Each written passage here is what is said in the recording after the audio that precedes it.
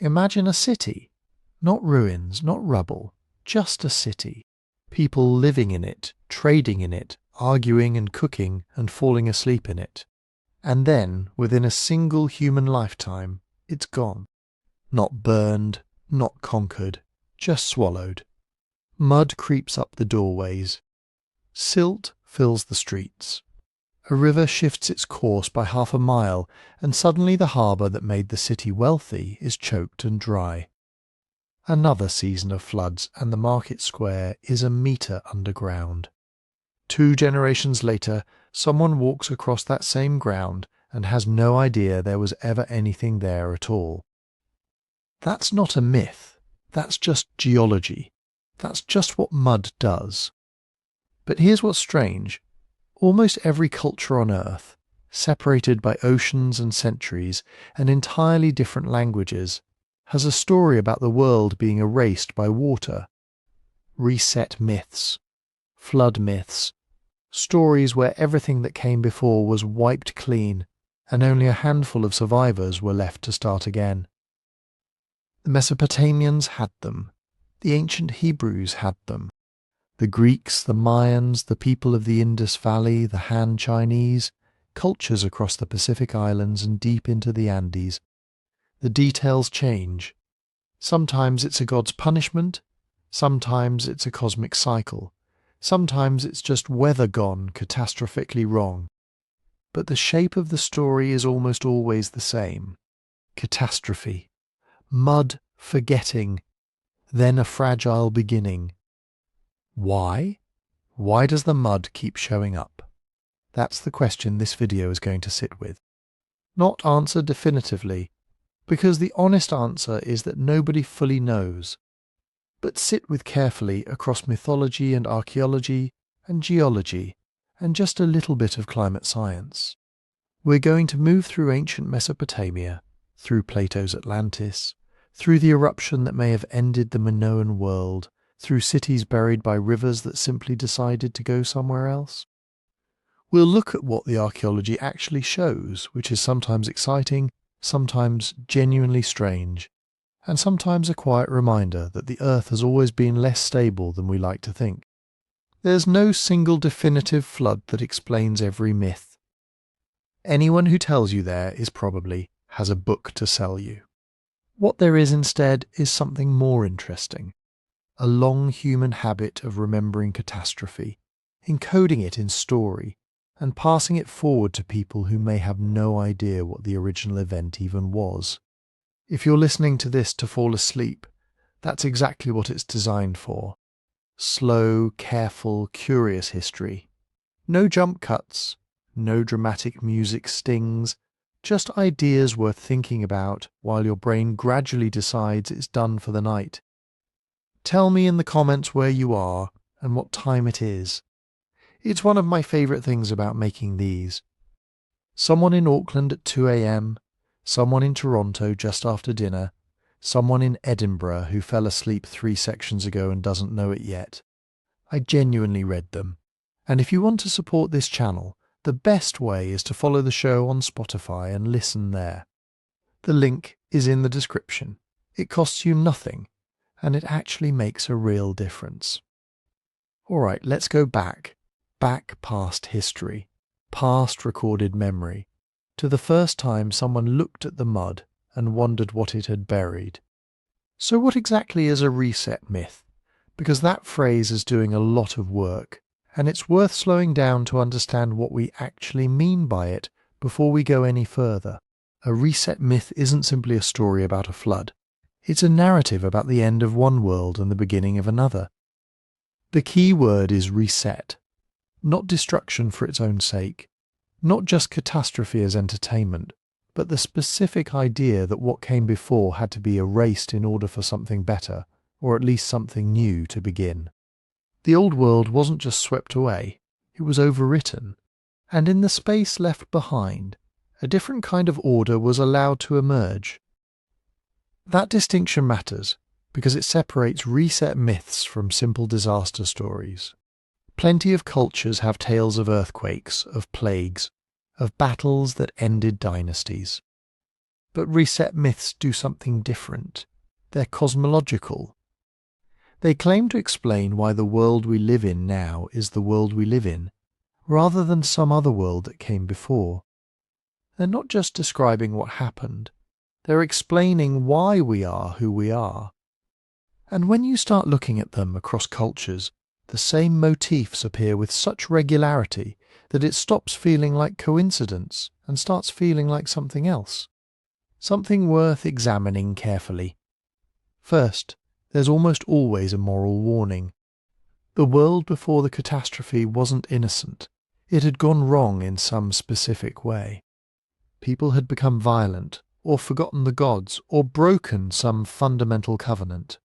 The flood, the fire, the mud, whatever form it takes, isn't random. It's a response, a correction. The disaster has a reason behind it, which means the survivors have a lesson to carry forward. Second, there are chosen survivors, not random survivors. Chosen ones. Someone receives a warning. Someone builds something, gathers something, prepares. While the rest of the world sleeps or ignores or mocks, a small group makes ready. This detail appears in the Mesopotamian Atrahasis epic, in the Hebrew story of Noah, in Greek accounts of Deucalion, in Mayan traditions, in stories from across South and Southeast Asia. The specifics differ, but the structure is almost identical. Forewarned, prepared, saved.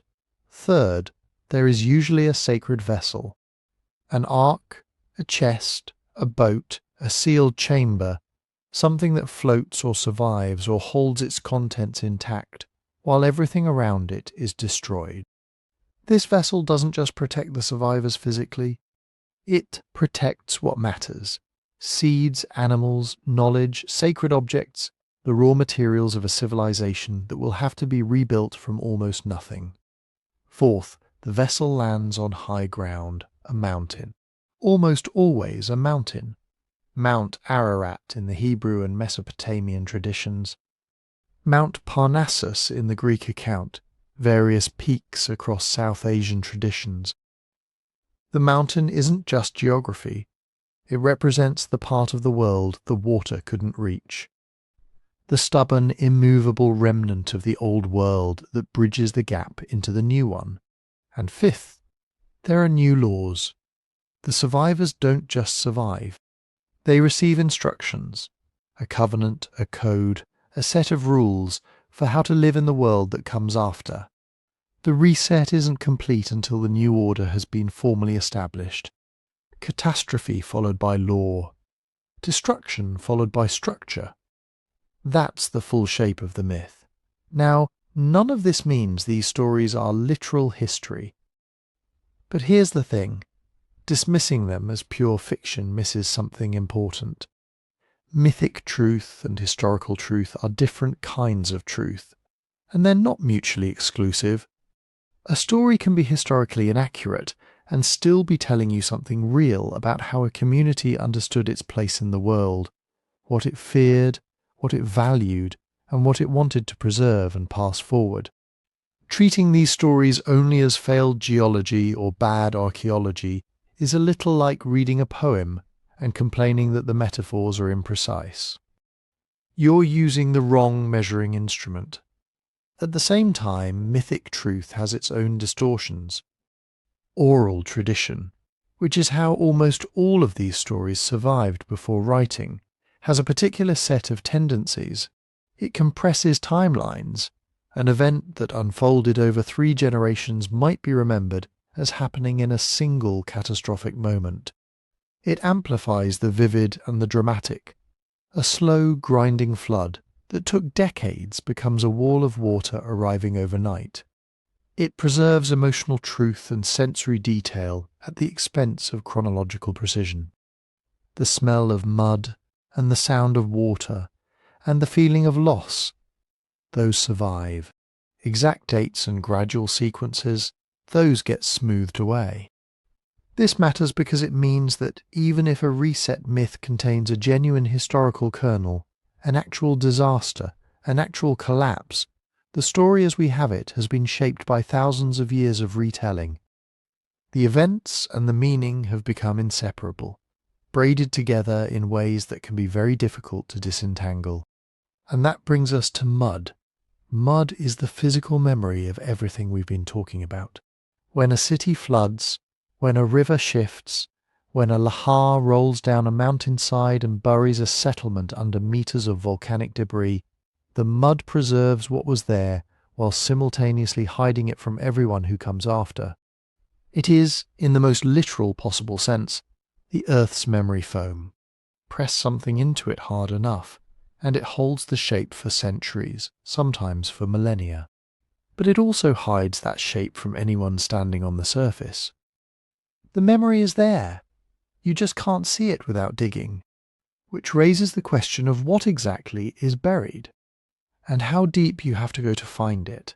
To answer that, we need to understand what mud actually is in this context, because not all mud is created equal.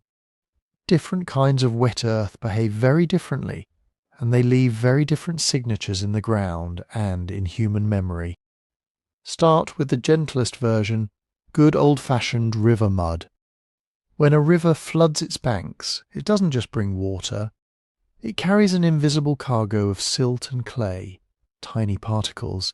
It's been quietly eroding from hillsides and riverbeds for hundreds of miles upstream. As long as the water is moving fast, those particles stay suspended, a brown cloud swirling in the current. But when the water spreads out over a floodplain, it slows down. Slower water can't carry as much, so the heavy stuff drops first, then the finer grains.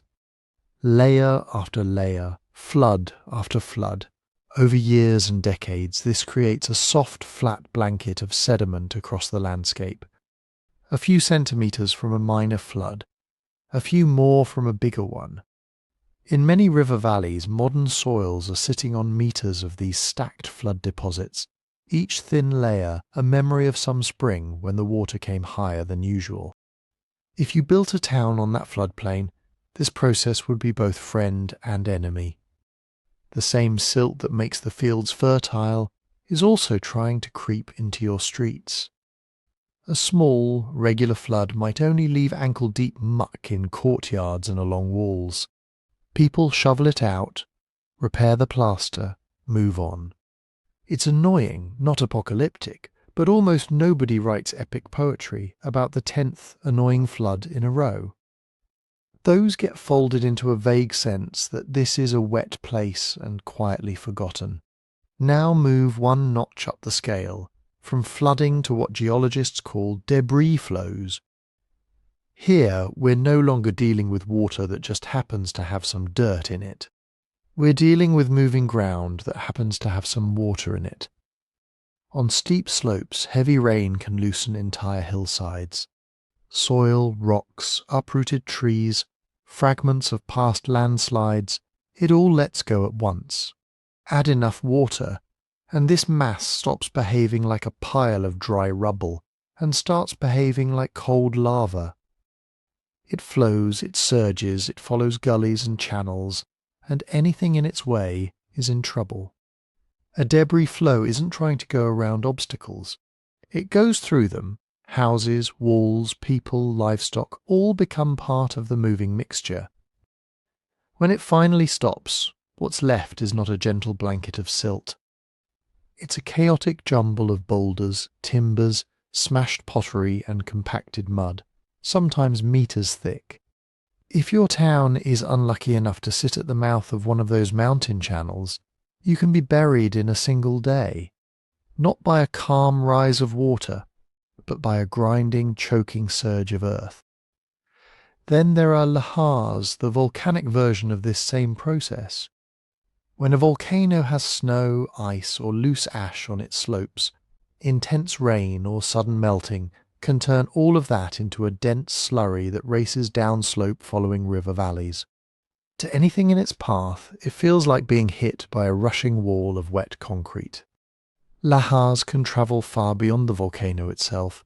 They don't need lava or ash falling from the sky to be deadly. They just need water and gravity. They can bury entire towns under several meters of mud and debris in a few hours. Streets, courtyards, even first stories of buildings vanish, sealed under a new artificial floodplain.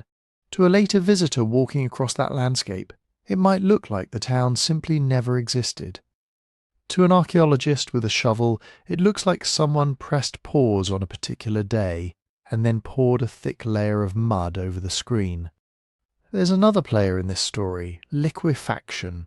In water-saturated sands and silts, a strong earthquake can cause the grains to lose contact with each other and behave briefly like a liquid. Solid ground suddenly flows. Buildings tilt, sink, or collapse. Foundations slide sideways. Sand and muddy water spurt up in fountains. Liquefaction doesn't necessarily bring new mud in from somewhere else. Instead, it rearranges the mud you already had, undermining structures and sometimes allowing overlying layers to slump and bury what's beneath. To people living through it, it can feel like the earth itself has turned to soup under their feet. All of these processes, floodplain siltation, debris flows, lahars, liquefaction, can bury human places. But they do it with different speeds, textures and patterns. Over centuries, the slow ones and the sudden ones can blur together in memory. Imagine you're living in a river city. Every decade or so there's a moderate flood. A few days of chaos, then months of cleaning, rebuilding and scraping mud off everything. Every few generations, there's a big one that forces part of the settlement to be abandoned and rebuilt on slightly higher ground. Once every few centuries, maybe. There's a truly catastrophic combination: unusual rainfall, a landslide upstream, an earthquake that shakes the saturated soils loose, and a whole neighborhood disappears under several meters of sediment in a single season. For the people who survive, those events don't feel like distinct geological processes with different names. They feel like one recurring pattern. The waters rose, the earth moved, the mud came, and the old world was swallowed.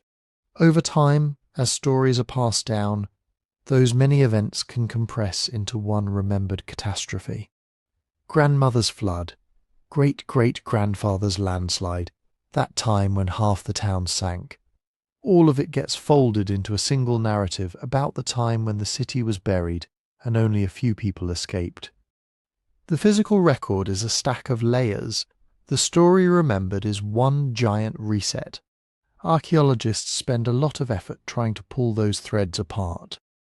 When they talk about a destruction layer, they mean something specific. A destruction layer is usually a relatively sharp boundary in the soil where the normal sequence of occupation, floors, trash pits, repairs suddenly ends, replaced by burnt debris, collapsed walls, smashed pottery, or an abrupt influx of mud and rubble. It's a moment, or at least a short interval of crisis written into the ground. Above that layer, you might see people rebuilding, new walls on top of the old foundations, different styles of pottery, a slight shift in street alignment. Or you might see nothing at all for a while, empty sediment. Then later, a new kind of settlement entirely. That's different from gradual accumulation. Slow floodplain siltation often shows up as many thin, regular layers of fine sediment, with signs that people kept living there between floods, hearths cut into the mud, post holes for new structures, lenses of garbage and ash. Here, mud is part of life, not the end of it.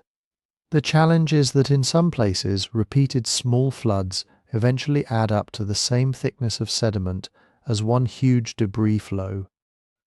Without careful excavation, it's easy to point to that chunk of mud and say, "Ah, the flood," as if it were a single event. Some older excavations did exactly that. More recent work tends to be much more cautious. But whether it arrives all at once or in installments, mud is powerful in another way. It both destroys and preserves. It destroys by suffocating structures. Organic materials rot faster when they're repeatedly wetted and dried. Wooden beams swell and then crack. Sun-dried bricks soften and slump. Roofs collapse under the weight of saturated sediment. Whole houses can slowly cave in under layers of seemingly gentle silt. Yet the same material that kills a living building can, once it settles and seals, become a kind of protective blanket. When mud cuts off oxygen and keeps insects and roots at bay, it creates what archaeologists call anoxic conditions. In those conditions, things that would normally vanish can survive astonishingly well.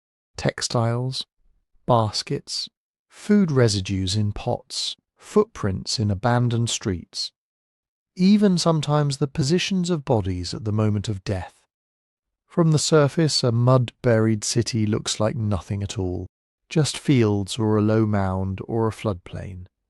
From below, it can be a time capsule of a specific year or decade, preserved precisely because the mud was so thorough in erasing it from everyday view. This double nature, mud as eraser and mud as archive, is part of why it looms so large in reset myths. It's the thing that wipes the slate clean for the next world, while quietly holding on to the remains of the last one. And when later generations dig, literally or metaphorically, into that buried past, what they find can feed the sense that a whole age really did vanish under a single world-ending tide of earth and water. In Mesopotamia, where cities rose along shifting rivers on unstable floodplains, this dynamic was especially intense. And it's there, among those ancient mud-brick walls and silt-choked canals, that some of the most influential flood stories we have were first written down. If you grew up with the story of Noah, you already know the basic outline of the Mesopotamian flood stories, even if you've never heard their names. The pattern is simple and strangely familiar. The gods decide that humans are a problem. One god quietly warns a single man. That man is told to build a huge boat. He loads it with his family and animals. The flood comes, wipes out everyone else. The boat rides it out, comes to rest somewhere high. Birds are sent out to test whether the waters have gone down. When the survivors finally step onto dry land, they offer sacrifice. The smell of the sacrifice pleases the gods. A new arrangement between divine and human is established. That's the skeleton shared by the Atrahasis epic and the flood episode inside the Epic of Gilgamesh. Different heroes, different emphasis, same basic structure.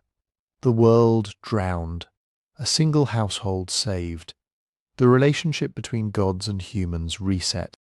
Now place that story where it was born. Mesopotamia is not a land of gentle, predictable rivers. It's a flat, low-lying basin caught between two powerful ones, the Tigris and the Euphrates. Both rise in the mountains to the north and east. Snowmelt and spring rains can turn them from manageable channels into sprawling sheets of water. If you lived in a city like Shuruppak or you lived inside a hydraulic machine. Levees, dikes, and canals hemmed in the rivers and sliced through the countryside. Fields depended on irrigation. Cities depended on those fields. Kings claimed authority, in part because they could organize the digging and maintenance of those canals. When the system worked, it was a kind of miracle, grain from mud, order imposed on wild water. When it failed with mud. A breached levee could send a wall of water into low-lying neighborhoods. A badly timed flood could overtop the city walls, turn streets into channels, dissolve sun-dried bricks, and leave houses sagging into sludge.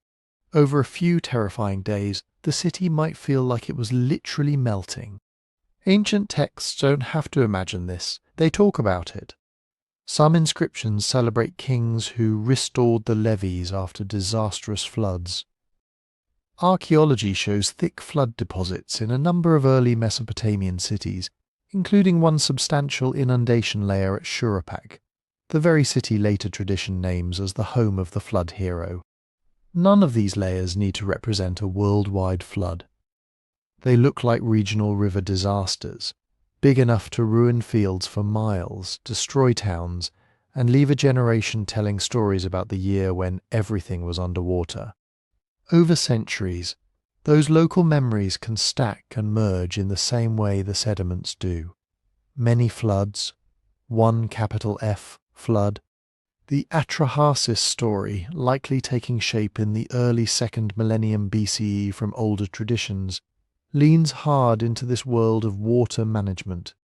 In it, the gods are tired of humans, not because humans are wicked in a moral sense, but because they're noisy.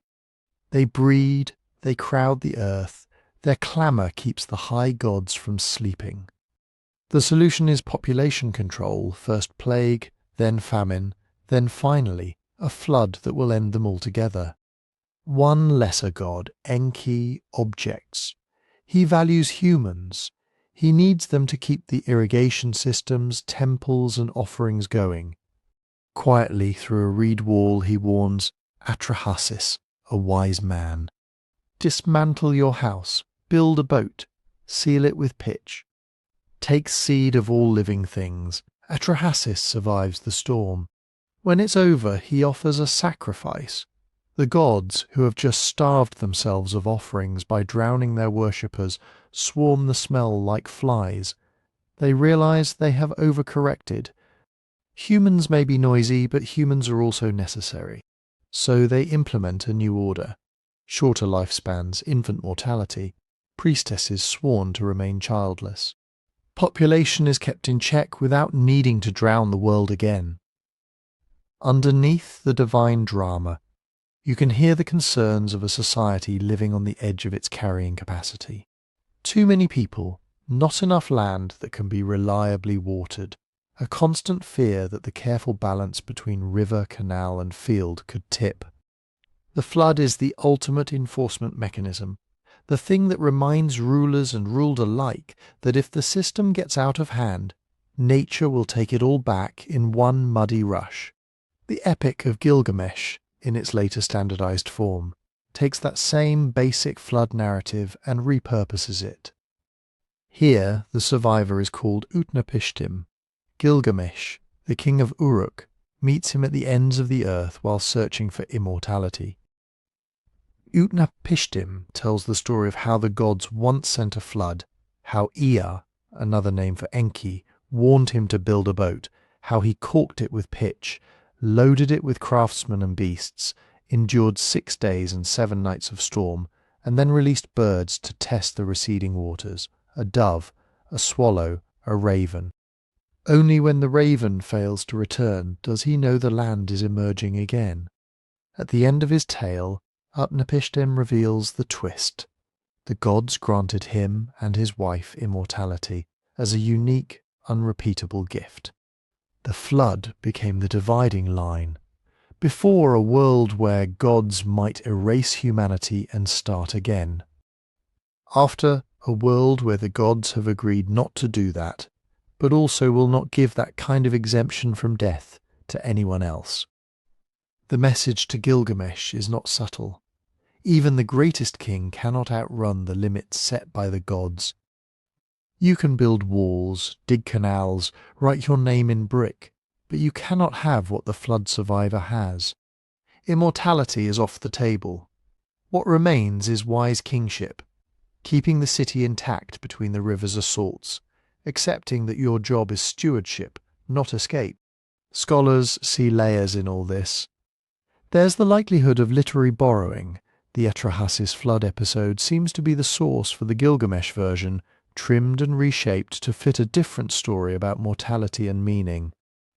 There's political messaging, these tales circulate in courts where kings are constantly asserting that they, and only they, can keep the waters in check, keep the gods appeased, and prevent another reset. Telling an ancient, shared story about total inundation is a powerful way of saying, see what happens when order collapses. There's also the question of why the flood, of all possible disasters, becomes so central.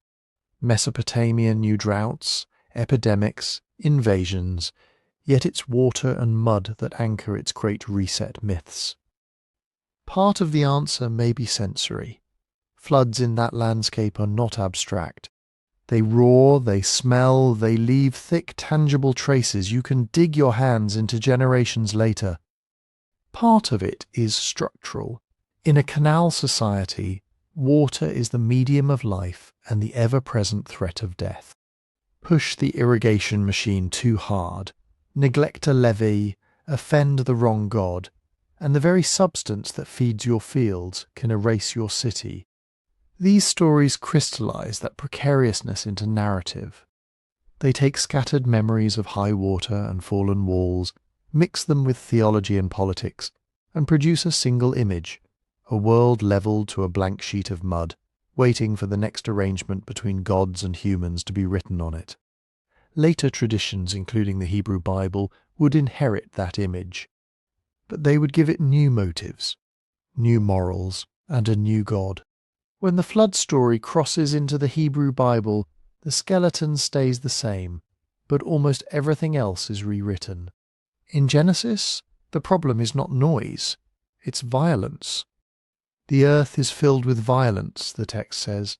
Human wickedness is great, every inclination of the thoughts of their hearts bent toward harm. The divine reaction is not irritation at overcrowding.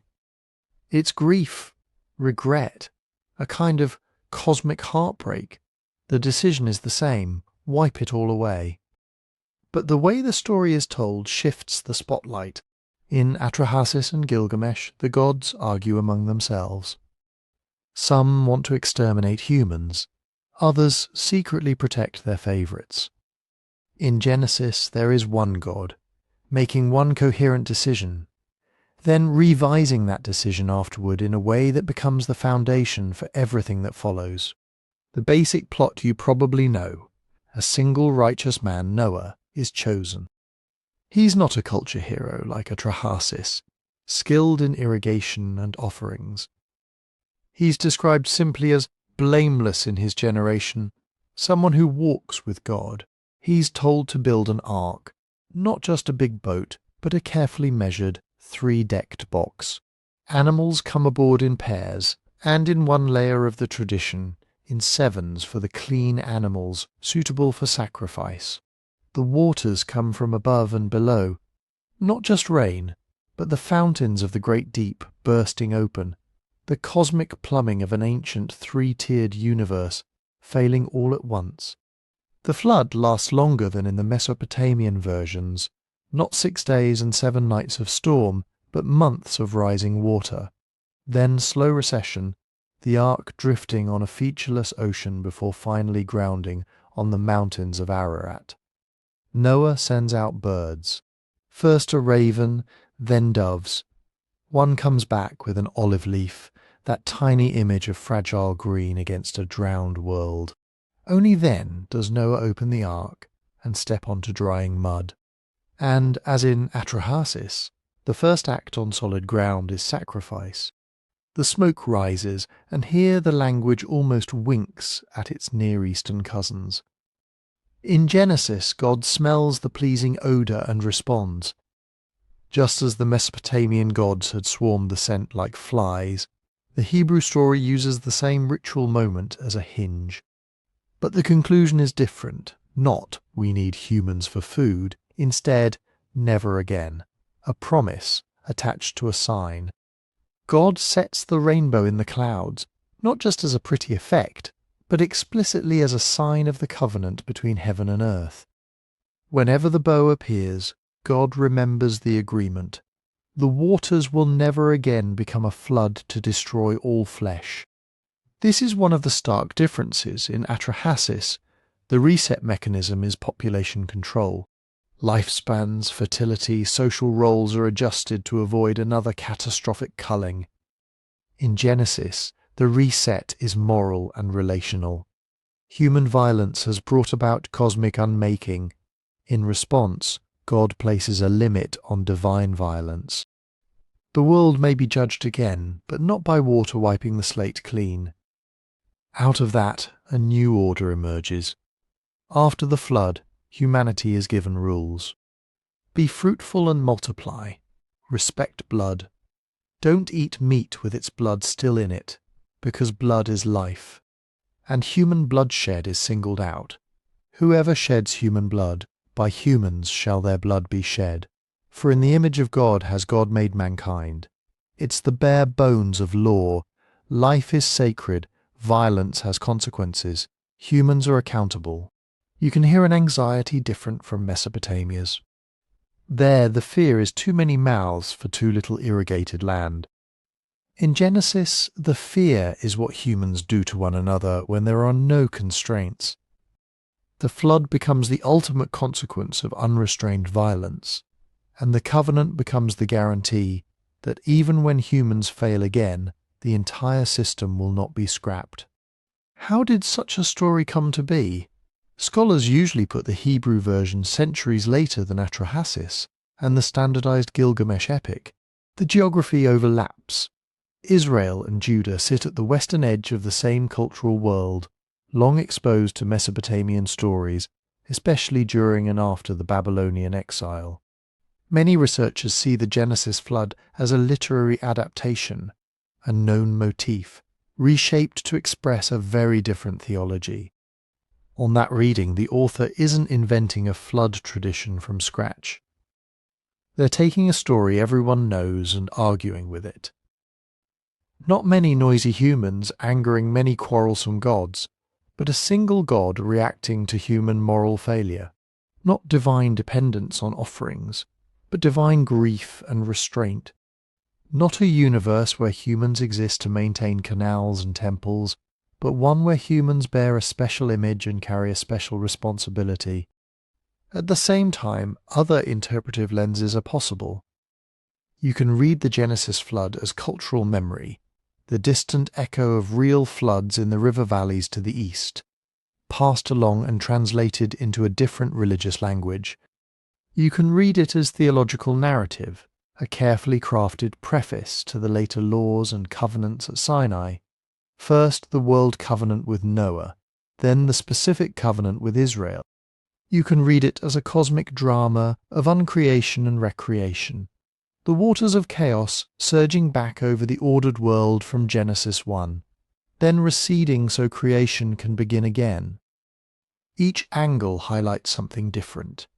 As cultural memory, the story links Israel's God to the same terrifying floods that once threatened Shuruppak and Ur, saying the power behind water and mud is one, not many. As theological narrative, it sets up a pattern: human failure, divine judgment, then a new, more structured relationship. As literary adaptation, it is a subtle critique of empire mythology, taking Babylon's foundational story and turning it inside out. Later traditions would keep turning the wheel. In Jewish and Christian writings after the Bible, the flood grows even more universal. Writers speculate about the exact height of the waters, the logistics of the animals, the size of the ark. The story gets mapped onto emerging ideas about geology and history.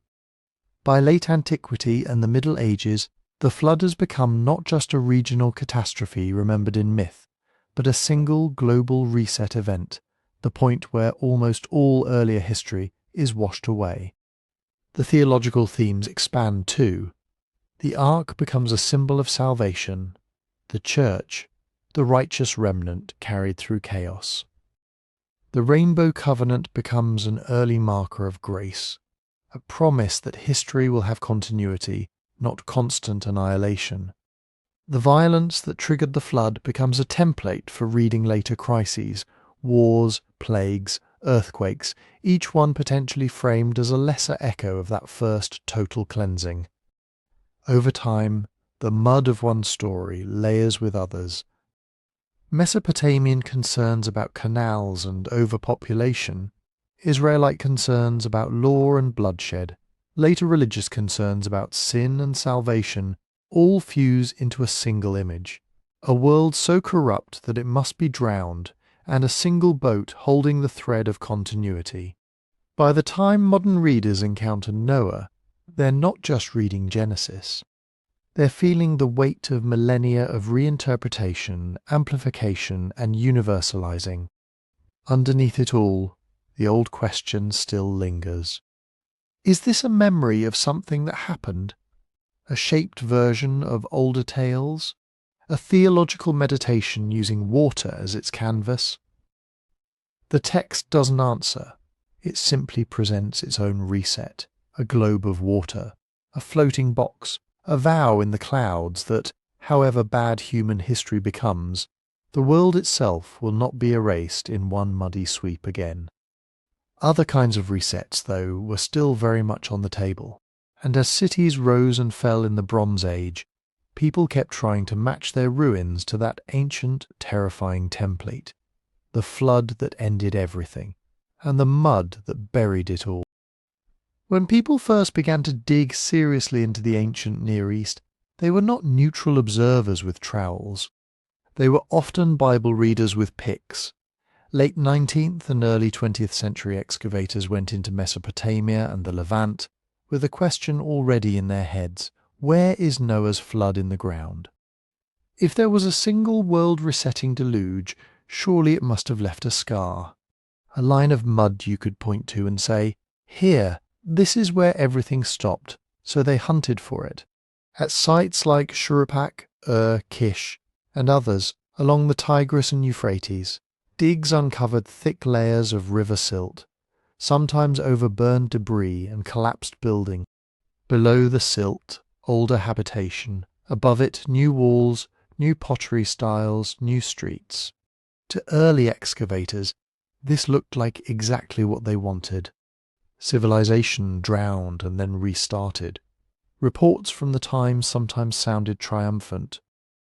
Here is evidence, they implied, that the biblical and Mesopotamian flood traditions remember a single massive event. The impression stuck. Textbooks repeated the phrase flood layer as if it were a proper noun. But when you look more closely at how archaeologists actually read the earth, the picture gets more complicated and more interesting. Archaeology works in slices. Each layer of soil on a tell, each band of rubble or ash or silt, is a page in a slow-motion diary. You move down through time as you dig: topsoil, recent trash, medieval walls, classical levels, then Bronze Age, then Neolithic, then older still. Within that stack, archaeologists watch for three kinds of signals when they're thinking about disaster and reset. The first is flood deposits. Water leaves a particular signature. Fine, well-sorted sediments, rounded pebbles.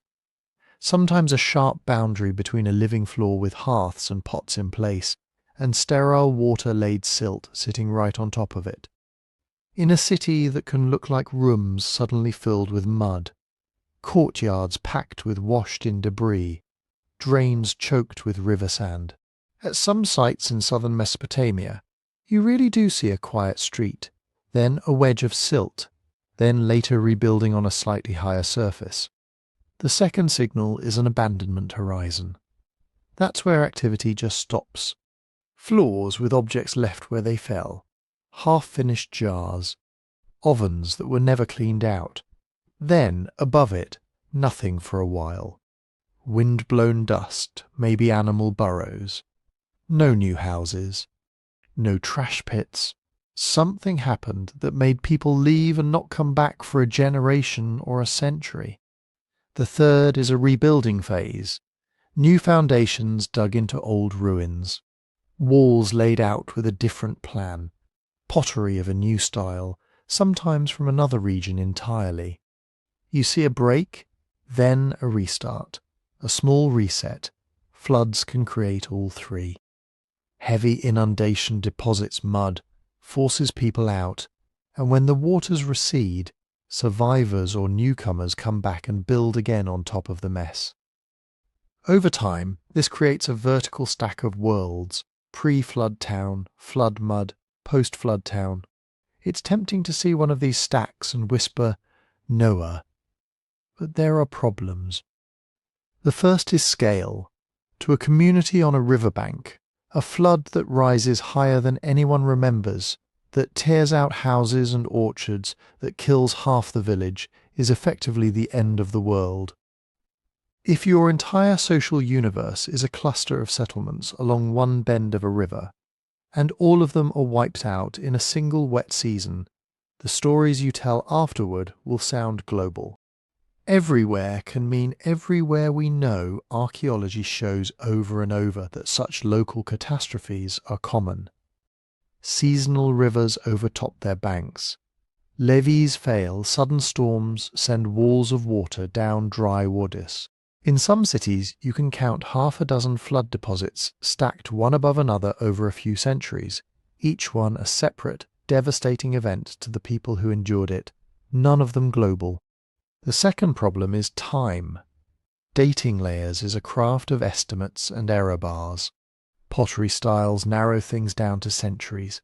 Radiocarbon can give ranges of decades to hundreds of years. In the early days of Mesopotamian archaeology, those tools were blunt. One excavator might call a silt layer about 3000 BCE. Another might date a different silt lens, about 3000 BCE too, and suddenly a grand synthesis appears. All these cities must have been hit by the same mega-flood. Later work tightened the dates and complicated that picture. Some flood layers are centuries apart from one another.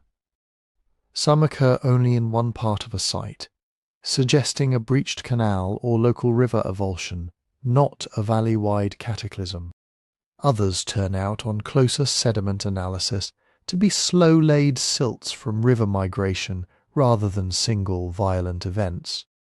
And then there's site selection. We dig where tells are visible, where mud brick cities piled up and hardened into artificial hills. Many of those sites are, by definition, in floodplains. They sat next to rivers because that's where irrigation works. That means flood evidence will be overrepresented in exactly the places we're most likely to excavate. The more you look in flood-prone zones, the more flood layers you find, and if you're already thinking in terms of a universal deluge, each one feels like another data point. Pulling back, a more cautious pattern emerges. Yes, there were serious floods in the ancient Near East. Some were big enough to wipe out multiple towns at once. Some coincide roughly with the time frames proposed for early flood epics. It is entirely plausible that real disasters underlie parts of those stories, that people remembered walls of water and weeks of drifting on makeshift rafts, and that those memories fermented into myth. At the same time, turning those layered local events into a single synchronized planet-wide reset is much harder. The sediments don't show one global sheet of mud at a single date covering all inhabited regions. They show many floods, in many places, at many times, each of them a private apocalypse. Each one capable of generating its own stories of judgment, survival, and new beginnings. In other words, the dirt under our feet agrees with the myths on one key point. Disasters are real, and water can end a world. What it resists is the impulse to flatten all those endings into one event. Between the mud and the memory lies interpretation. And in the next part of our journey we'll look at one of the boldest attempts to bridge that gap with a single dramatic proposal. The idea that a rising sea in a corner of Eurasia might stand behind some of the most haunting flood stories ever told. So, the Black Sea. Today it's a large inland-looking sea tucked between Eastern Europe and Anatolia, connected to the Mediterranean only by a chain of narrow straits. But rewind to the end of the last ice age, and some geologists think it looked very different. The proposal, usually called the Black Sea Deluge hypothesis, goes like this. As the great ice sheets melted and global sea level rose, the Mediterranean kept creeping higher. The Black Sea basin farther inland was cut off by a natural barrier where the Bosporus is now. Inside that basin lay a much smaller, mostly freshwater lake, fed by rivers like the Danube and Dniester, ringed by fertile shores that may have been attractive to early farmers. For a while, the lake and the Mediterranean rose together. But at some point, depending on whose reconstruction you read, the balance shifted. The Mediterranean overtopped the sill. Water began to pour northward, not as a trickle, but as a roaring, months to years long torrent. The barrier eroded.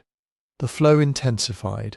The smaller lake swelled, its shoreline racing outward and upward as salt water flooded in. In the most dramatic version of the hypothesis, this was not just a gentle transgression. It was a catastrophic jump. Hundreds of square kilometres of lowland drowned within a human lifetime. Villages, fields, burial grounds, all lost to a horizon of advancing water. To people living there, it would have felt like the sea itself had broken loose. If something like that happened, what would we expect to see in the record? One clue would be shorelines, ancient coasts sometimes leave terraces, beach ridges, and wave-cut notches in bedrock. If the Black Sea really jumped quickly from a lower level to a higher one, there might be a submerged fossil coastline, with river mouths, deltas, maybe even old dune systems sitting far below today's wave action. Sonar and submersible surveys have indeed traced what look like former shorelines at different depths. Another line of evidence would be sediments.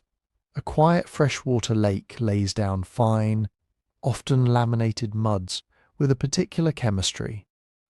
A suddenly invading saltwater sea brings coarser material, different minerals, and a change in how oxygen circulates. In drill cores from the Black Sea floor, researchers look for abrupt shifts. One kind of mud ending sharply, another beginning on top of it, maybe with signs of erosion in between that hint at strong currents. Then there are microfossils, tiny shells of plankton and algae, and the pollen grains blown in from surrounding land are sensitive to salinity and climate. A flip from freshwater species to marine ones, packed into a thin band of sediment, could indicate a relatively sudden change in water source. Studies have found such changes in the Black Sea cores, suggesting a transition from mostly fresh to more saline conditions sometime in the early Holocene. And more dramatically, there are submerged archaeological sites.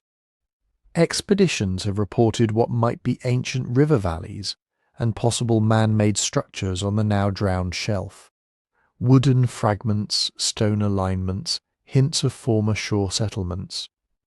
If firmly dated and clearly human, these would be key pieces, proof that people occupied lands now under tens of meters of water, and that inundation came after those occupations. From this mix of clues comes the supportive case. Proponents argue that the level rise appears steep in certain cores, that shoreline features line up with a sudden flood, and that early farming communities around the Black Sea would have been displaced en masse. From there they imagine waves of refugees moving south and west, carrying with them a memory of a world that literally filled with water. Over generations that shared trauma could harden into story. A great sea breaking its bounds, wickedness punished, a chosen few warned in time. But not everyone is convinced. Many geologists and archaeologists see a slower, more complicated picture. They point out that the Black Sea level has risen and fallen multiple times over the last tens of thousands of years. What looks abrupt in a sediment core that compresses centuries into a few centimetres may still span many human lifetimes. Those older shorelines at depth might reflect long, gradual transgressions, not a single apocalyptic surge.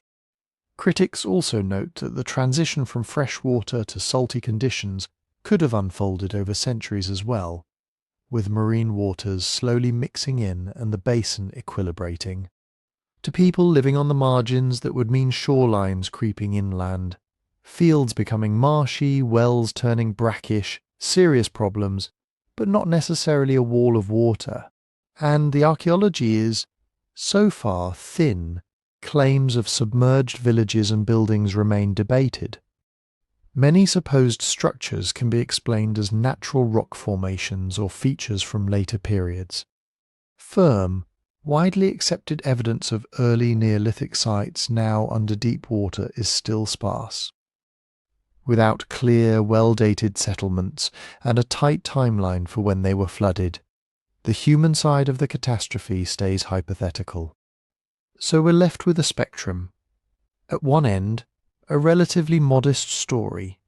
The Black Sea, like many post-glacial basins, rose in fits and starts as the climate warmed, forcing people to move, altering ecosystems, but not rewriting human geography overnight.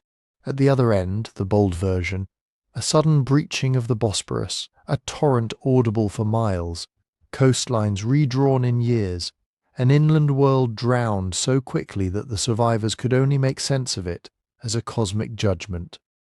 Could a dramatic regional flood like that echo into later narratives? It doesn't take much imagination to see how it might. Even a slowly rising sea can feel relentless when every generation watches the waterline inch closer to their homes. Families displaced by encroaching waves tell their children about the ancestral lands now under the horizon. Fishermen speak of towns beneath the sea. Priests and poets build those laments into rituals, then into myths. Distance and time do the rest. A local deluge becomes the deluge. A basin's tragedy becomes a whole world's moral drama. But this is, at best, a plausible bridge, not a proven one. We don't yet have a neat chain of evidence linking a specific Black Sea flood to specific flood epics centuries and thousands of kilometers away. What we have instead is suggestive geology, contested dates, a handful of debated underwater finds, and stories that seem to remember some kind of overwhelming water. Future work could sharpen the picture, high-resolution cores that pin down exactly how fast the Black Sea level changed, more extensive mapping of submerged shorelines, undisputed Neolithic sites under deep water, with radiocarbon dates that bracket the moment they were drowned. That kind of evidence would make the catastrophic version of the hypothesis much more compelling. On the other hand, if better dating shows all the level changes were slow, if supposed villages under the waves keep turning into odd rocks under closer inspection, the dramatic deluge will fade toward the quieter end of the spectrum, still a story of rising seas, but not a single cinematic reset. Either way, the Black Sea reminds us of something important. Even if no one flood there caused our later myths, it sits in a world where water levels were changing, coastlines were unstable, and human communities lived with the regular experience of land becoming sea. In such a world, you don't need one perfect disaster to seed the imagination. You just need people watching the water come closer, wondering when it will stop. The Black Sea is just one basin on a restless planet. Zoom out, and you're looking at a much bigger story. The end of the last ice age, when the world's shorelines were anything but fixed. For tens of thousands of years, enormous ice sheets locked up so much water that global sea level sat more than 100 meters lower than today. Where there is ocean now, there were once wide coastal plains, river valleys, lagoons and deltas stretching far out from what we think of as the coast. People probably lived there. Not in skyscraper cities, but in camps, villages, seasonal settlements following fish runs and migrating herds along river mouths and tidal flats. Shorelines are rich zones, fresh water, marine food, fertile soils. If you were a late Ice Age hunter-gatherer, those drowned lands would have been prime real estate. Then the ice started to melt, not all at once, not everywhere, and not at a steady pace. Global sea level rose on average something like a centimetre or two per year at its fastest. On paper that looks gentle, on a graph, it's a smooth curve. But if the land you depend on is only a few metres above the tides, a few centimetres a year is enough to move the shoreline dozens of metres inland within a human lifetime. You grow up hearing that your grandparents' campsite was out there, somewhere under the waves. You, as a child, watch a familiar line of dunes eaten away. As an old person, you stand on a new cliff edge above a surf that once broke a long walk away. To a geologist, that's gradual transgression. To you, it's the sea taking something every year and never giving it back. And the rise wasn't always smooth. Embedded in that long climb are what scientists call meltwater pulses. These are episodes when huge glacial lakes or ice sheet margins suddenly dumped vast amounts of fresh water into the oceans. Maybe an ice dam failed. Maybe a grounded ice shelf collapsed. The details are still debated, but the signals show up in coral reefs and sediment cores. Short intervals when sea level seems to have jumped much faster than usual. Was it 5 meters in a few centuries? 10? More? Estimates vary and timing differs from region to region because the crust itself flexes under the weight of ice and water. But even the cautious reconstructions suggest that there were generations who saw the coast retreat, not just steadily, but in jerks.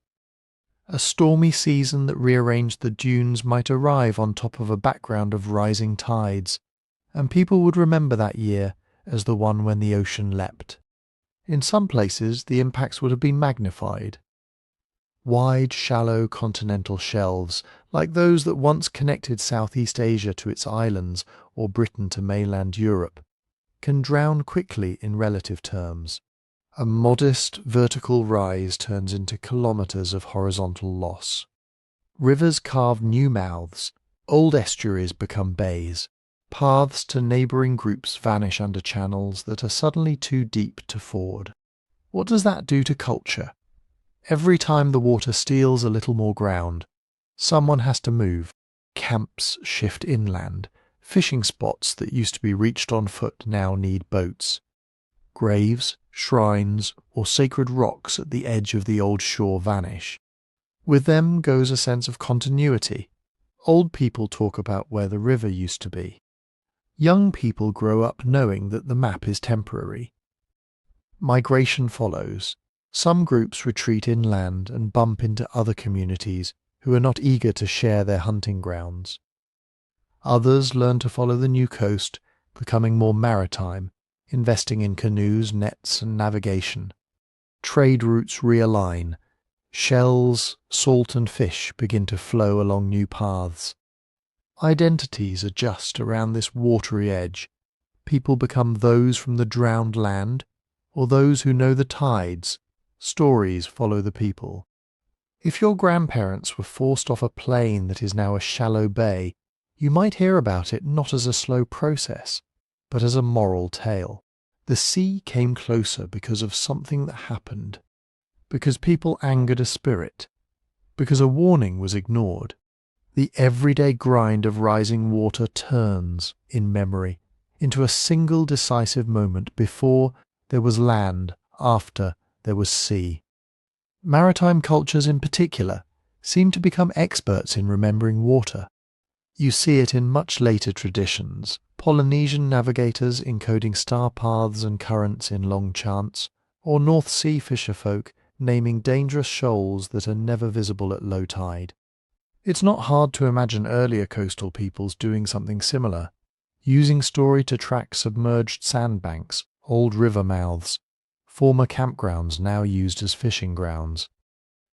A tale about the forest that lies beneath the waves isn't just spooky. It's a chart. It tells you where the bottom rises, where fish gather, where you should not drop anchor in a storm. Memory of drowned land becomes practical knowledge, wrapped in song so it can be passed down accurately. Over centuries, as sea level kept creeping upward, these water memories could accumulate. One generation talks about the loss of a particular beach. The next folds that into a broader narrative about a time when all coasts were farther out. Add enough layers, and you get myths of golden ages, when people could walk to islands, of bridges swallowed by the ocean, of gods who raised the sea to cover a once wide world. To us looking back with satellite maps and long timelines, post-glacial sea level rise is a slow, predictable response to changing climate. To the people who lived through it, there was nothing abstract about it. A storm that floods your settlement this year, when the high tide is already higher than it was in your parents' youth, feels less like background change and more like a verdict. That's the tension at the heart of many reset stories. The forces behind them are often slow, orbital cycles, ice sheets, plate movements. But the way we experience those forces is through sudden thresholds. The day the well turns salty, the year the cemetery floods. The storm that cuts the last land bridge to a place your ancestors once walked. Between geologic time and human time sits myth, trying to make sense of a sea that rises like a staircase, long, low steps, and then an edge where, if you're standing in the wrong spot, the world seems to drop away. By the time we get written stories about drowned lands, the Ice Age shorelines are long gone. But the feelings they produced, the sense that the sea can take everything, are still very much alive. And in the Greek world, no single story distills that anxiety and that fascination quite like Atlantis. Plato introduces it almost casually, not in a travelogue, not in a historian's chronicle, but in a philosophical dialogue about justice and the ideal state.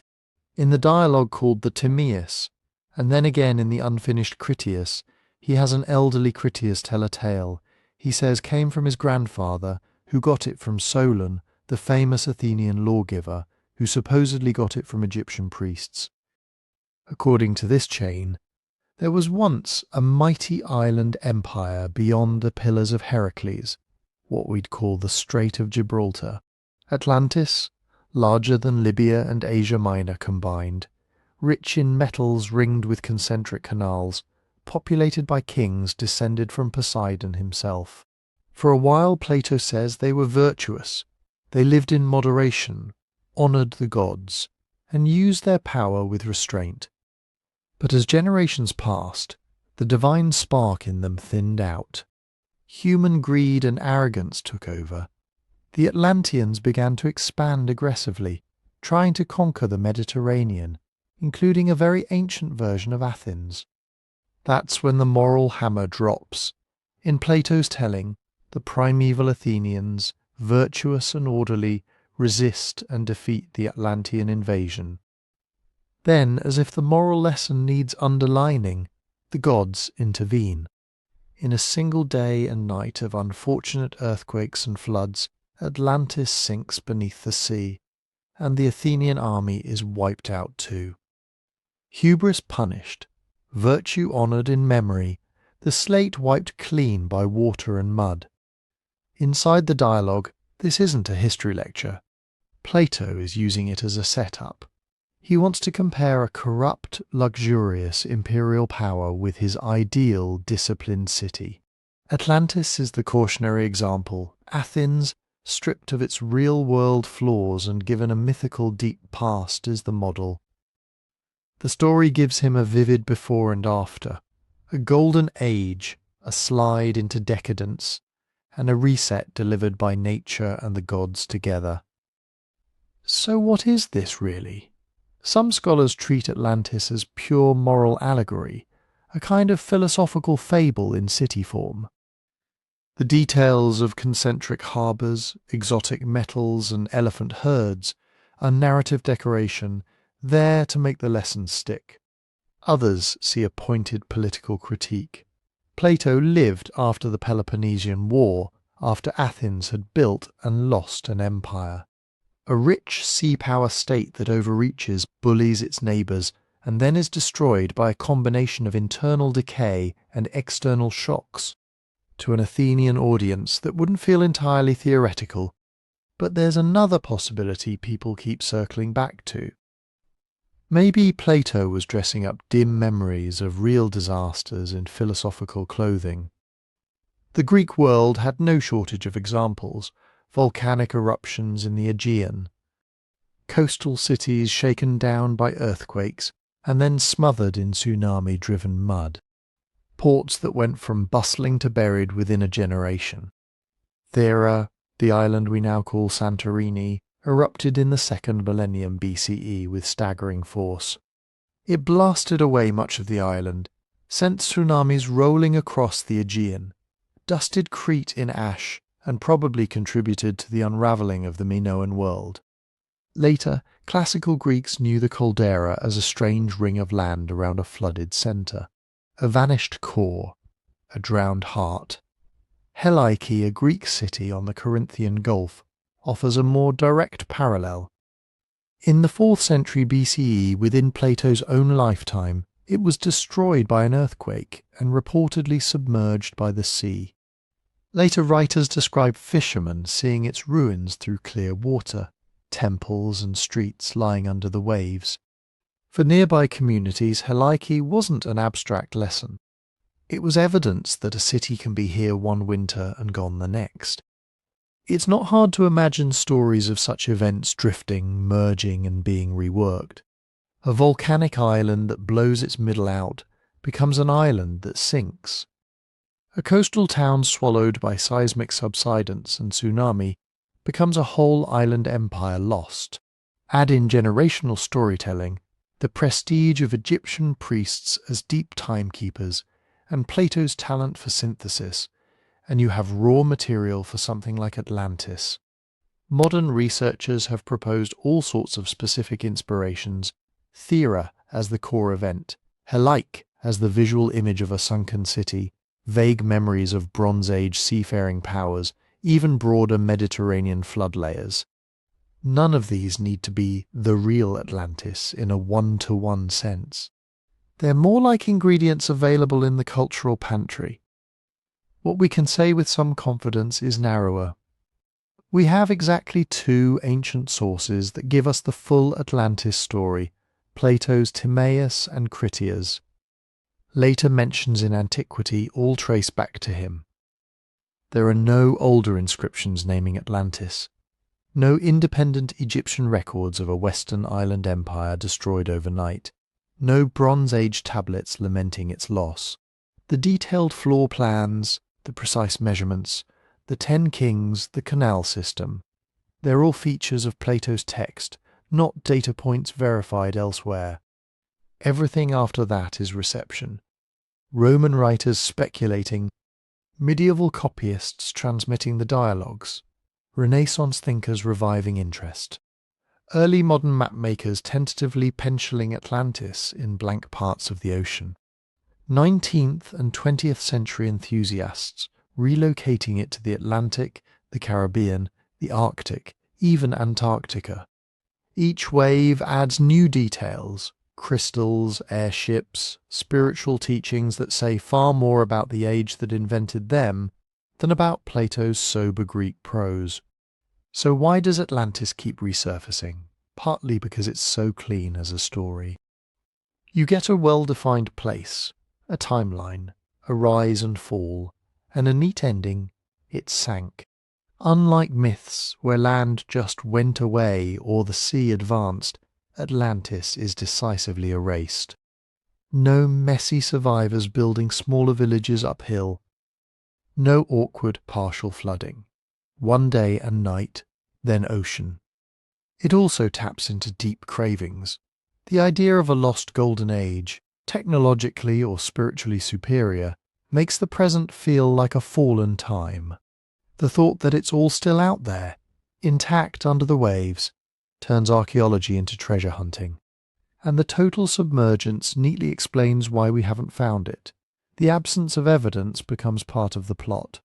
Underneath all that, though, you can feel the same pulse as those older reset myths.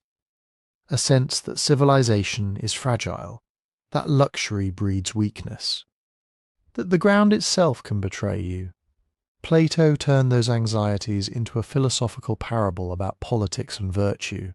Later ages stripped away the philosophy and kept the spectacle, the shining city swallowed by the sea. When we talk about Atlantis today, we're really talking about 2 different things. There's the text, Plato's carefully framed story, sitting in a conversation about how societies should be organized. And there's the tradition, a rolling accumulation of guesses, hopes and projections layered on top like sediment. Separating them doesn't make Atlantis less interesting. It just lets us see it for what it likely is. Not a GPS coordinate waiting to be found, but a particularly vivid way the ancient world thought about hubris, catastrophe, and the possibility that everything built on solid ground can, in the right conditions, turn to mud and disappear. If we step away from Plato's library and out into the Bronze Age Aegean, Thera stops being a symbol and becomes something harsher, a volcano that one day decided to rewrite the map. Before it blew, the island was more like a fat cone rising from the sea, not the broken ring we see now. Sometime in the 16th or 17th century BCE, exact dates are still argued about, that cone split itself open in one of the largest eruptions of the last 10,000 years. The sequence is easy enough to imagine, even if you were never there. First, earthquakes. Not a single jolt, but swarms, days or weeks of the ground pulsing underfoot. Cracks in walls, rockfalls on steep paths, strange behaviour from animals.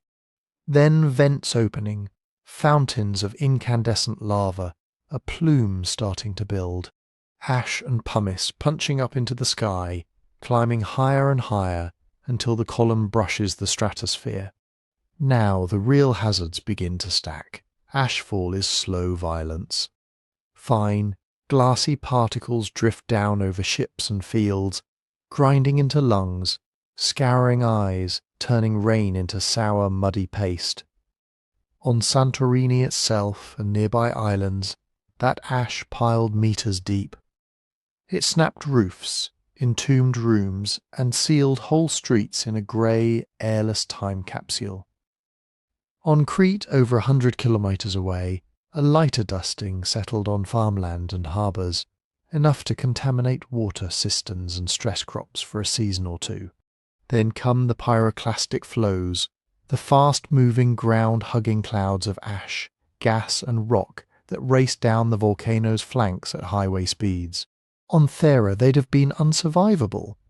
They blasted outward, then, as that central cone collapsed into its emptied magma chamber, huge volumes of rock and sea rushed down to fill the hole. That kind of collapse in a marine basin does something else. It shoves the surrounding water out of the way. Tsunamis radiate across the Aegean. Waves several meters high, maybe higher in narrow bays, slam into nearby coasts. Harbours on northern Crete, perfectly placed to catch the blast, would have seen the sea draw down ominously, then come back as walls of churning water loaded with pumice and debris. Ships snapped from their moorings, quays shattered, warehouses smashed and flooded. When the water finally receded, it left behind drifts of marine mud and volcanic rubble where streets had been. And over all of this, a wider, thinner veil of ash spread into the upper atmosphere, part of it travelling far beyond the Aegean. Sulfate aerosols formed, reflecting sunlight, nudging global temperatures down. Not by much, and not for long, a handful of cooler, stranger years perhaps. Crops failing on margins, odd sunsets remembered in faraway lands. Enough to be noticed, but not enough, on its own, to shatter the world. So what did this mean for the Minoans, the maritime culture centred on Crete that had been thriving for centuries before Thera blew? The archaeological picture is complicated, and that complexity matters. On Thera itself, at Atrahasis, we see a town frozen midlife. Multi-storey houses with painted walls, storage jars still in place. Streets that look almost ready for their inhabitants to come back. But there are signs people left before the final catastrophe. Valuable items removed, doors not blocked by bodies. Those earthquake swarms may have served as a warning. The islanders seem to have had time to evacuate at least partly before the last, lethal phase. On Crete, the damage looks real but partial. Some northern coastal sites show tsunami deposits and destruction layers that match the right general time frame. Ash in soil profiles hints at environmental stress. Yet the grand palaces, the big complex centres like Knossos, don't suddenly go dark in the same year. In some places they're repaired, life goes on, trade routes are reknotted. Pottery styles evolve. For a generation or two, Minoan culture appears to absorb the shock. The real unravelling comes later. A couple of centuries after the eruption, we start to see fire and abandonment in the palace centres, changes in administration, the appearance of a new script, Linear B, used to write an early form of Greek. This is when mainland Mycenaean elites seem to move into the power vacuum. The temptation is to draw a straight arrow. Volcano erupts, Minoans stumble, Mycenaeans step in, end of story. But the evidence is muddier, like everything else in this series. The timing of the eruption itself is still debated. Radiocarbon dates from Thera's buried branches and seeds point toward an earlier window in the high 1600s BCE. Traditional Egyptian chronologies, anchored to pharaonic reigns and imported Aegean goods, seem to favour a date closer to the mid-1500s. Scholars argue about calibration curves, olive branch growth rings, and the reliability of historical king lists. Depending on which solution you prefer, the eruption lines up differently with Minoan political events, trade booms, and palace destructions. The scale of its impact is also contested. Some researchers see it as the decisive blow that set off a slow collapse, a kind of delayed cultural aftershock. Others see it as one disaster among many in a seismically and politically active region. Earthquakes unrelated to the volcano, internal strife, shifting trade networks, the rise of aggressive neighbours, maybe even disease. In this view, Thera is dramatic, but not singular. It joins a chorus of stresses pushing the Minoan system toward a tipping point. What almost everyone agrees on, though, is that eruptions like this are myth engines. Imagine being a sailor in the decades around the blast. You're used to a certain coastline, an island with a tall mountain, a set of familiar harbours. Then, one season, the horizon looks wrong. The peak is gone. In its place, a broken ring around a flooded centre that still smells of sulphur. Pumice rafts bob on the sea. Fish die in discoloured water. Some days the air tastes metallic, the sun is dim, and lightning plays inside the ash plume even when the weather is otherwise clear. Out of experiences like that, stories almost write themselves. You get skies turned to darkness at noon, thunder that isn't thunder, seas that run away and then come roaring back, livestock sickened by ash on the grass. Harbours rendered useless overnight, not by a slow silting, but by smashed breakwaters and piled debris. Islands that lose their middle, mounting gods that explode in rage, tidal gods that hurl waves at ships. Later generations inherit those tales shorn of their dates and details. A grandfather's memory of standing on a Cretan hill, watching a black column rise from the northern horizon, becomes a story of a god's pillar in the sky. A ruined port where nets now snag on buried walls becomes a cautionary tale about greed angering the sea. Mix this with other, smaller eruptions, with earthquakes, with local tsunamis from underwater landslides, and over centuries you get a mythic landscape where the sea and the earth are always capable of sudden, coordinated betrayal. Thera, in that sense, is both specific and emblematic. It's a real, well-studied event with tephra layers, ice core traces, and beautifully preserved ruins. And it's part of a broader pattern of Eastern Mediterranean instability in the late Bronze Age, shifting alliances, trade systems stretched across fragile routes, cities dependent on harbours that could, in a bad decade, vanish under mud and stone. When we talk about it as the cause of Minoan decline or the seed of Atlantis, we oversimplify. It's more accurate and more interesting to see it as a huge stone dropped into an already choppy pond.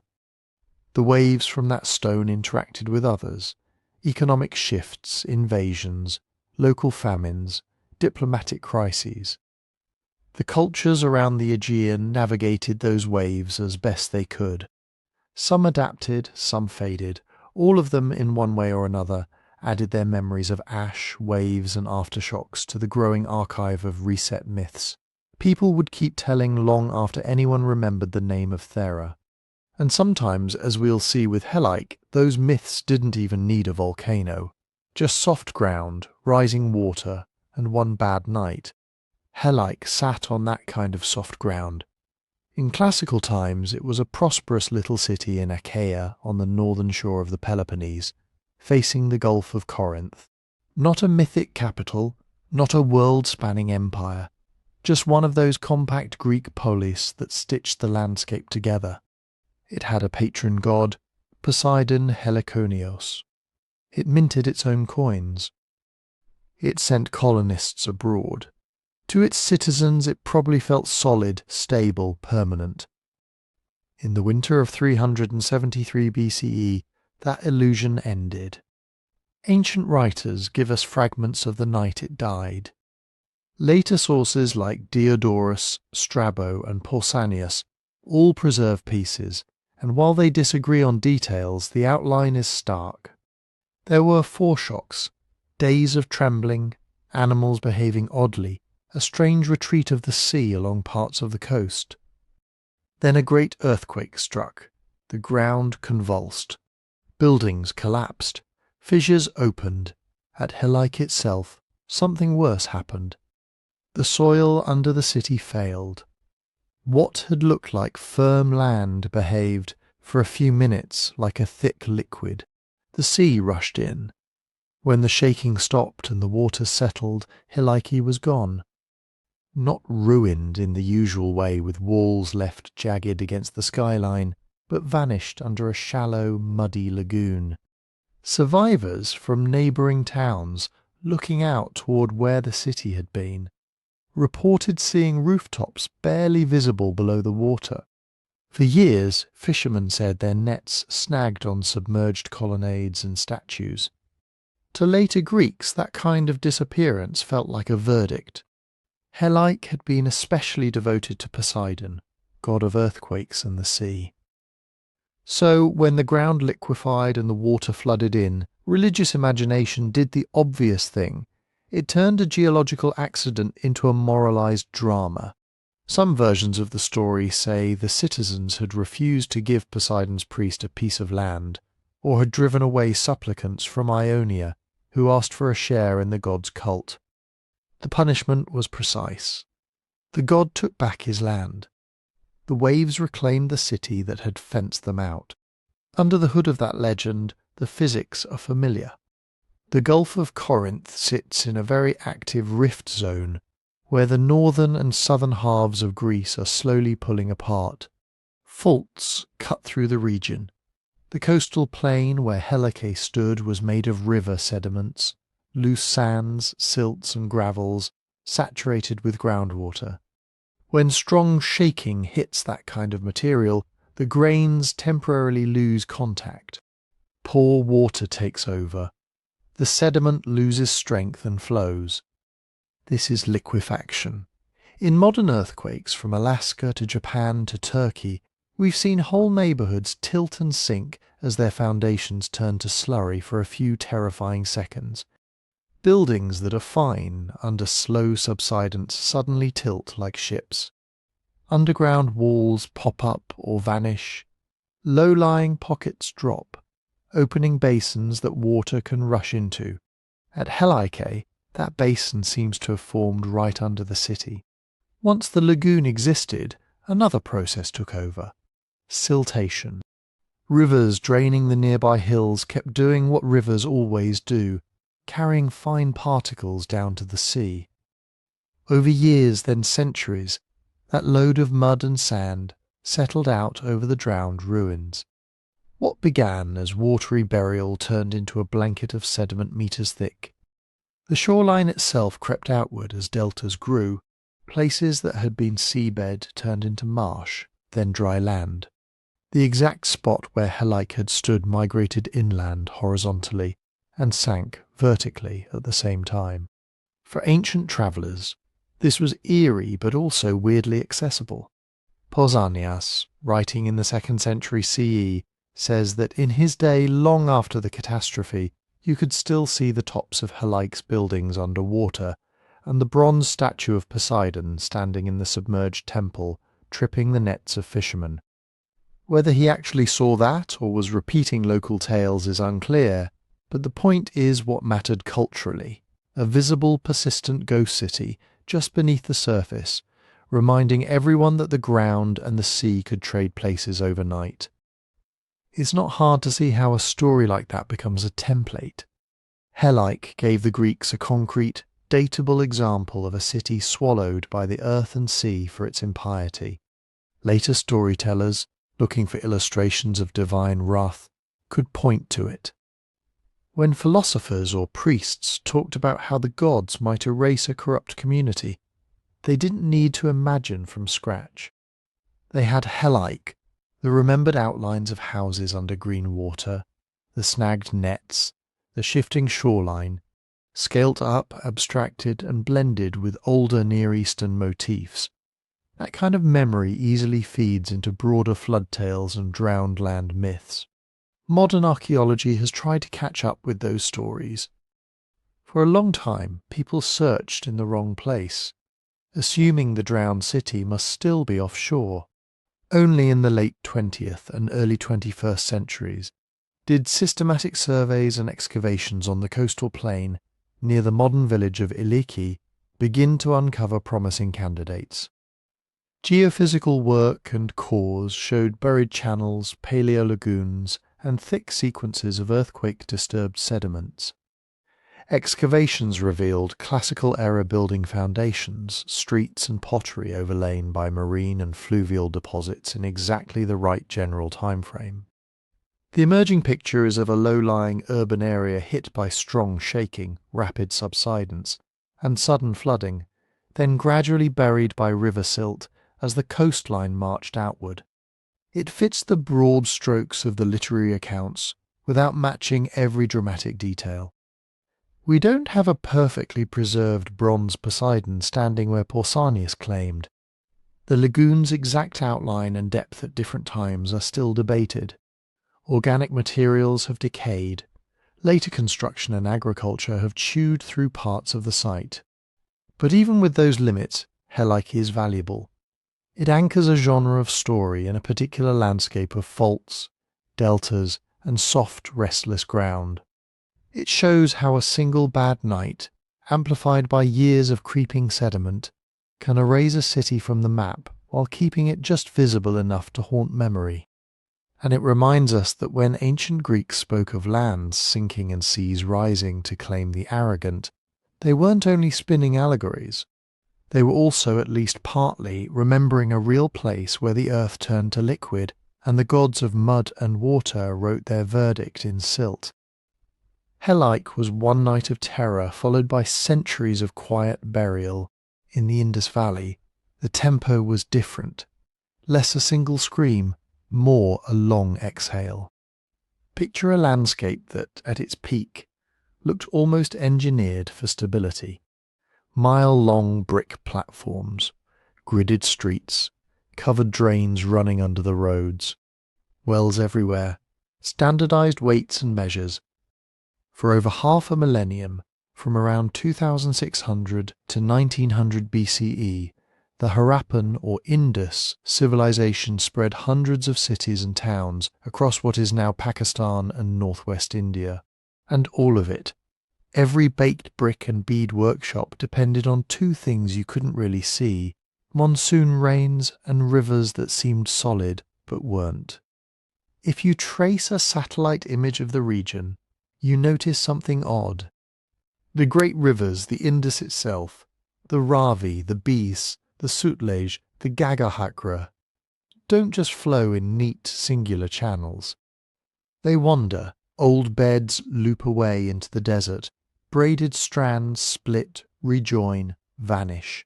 This is what hydrologists call anabranching and avulsion country. Avulsion is the quiet cousin of the tsunami. Instead of water suddenly rising where you stand, the water decides one season that it prefers somewhere else. A river that has been feeding your fields for generations gradually raises its own bed with silt. One monsoon comes in a little heavier or a little stranger. The swollen water finds a lower course off to one side. It cuts through, bites in, and within years, sometimes within a single flood season, the main flow has shifted kilometres away. The old channel doesn't vanish overnight. It becomes a patchwork of ponds, marshes, slow backwaters, enough to breed mosquitoes, not enough to irrigate a city. Harappan urbanism rode that knife edge.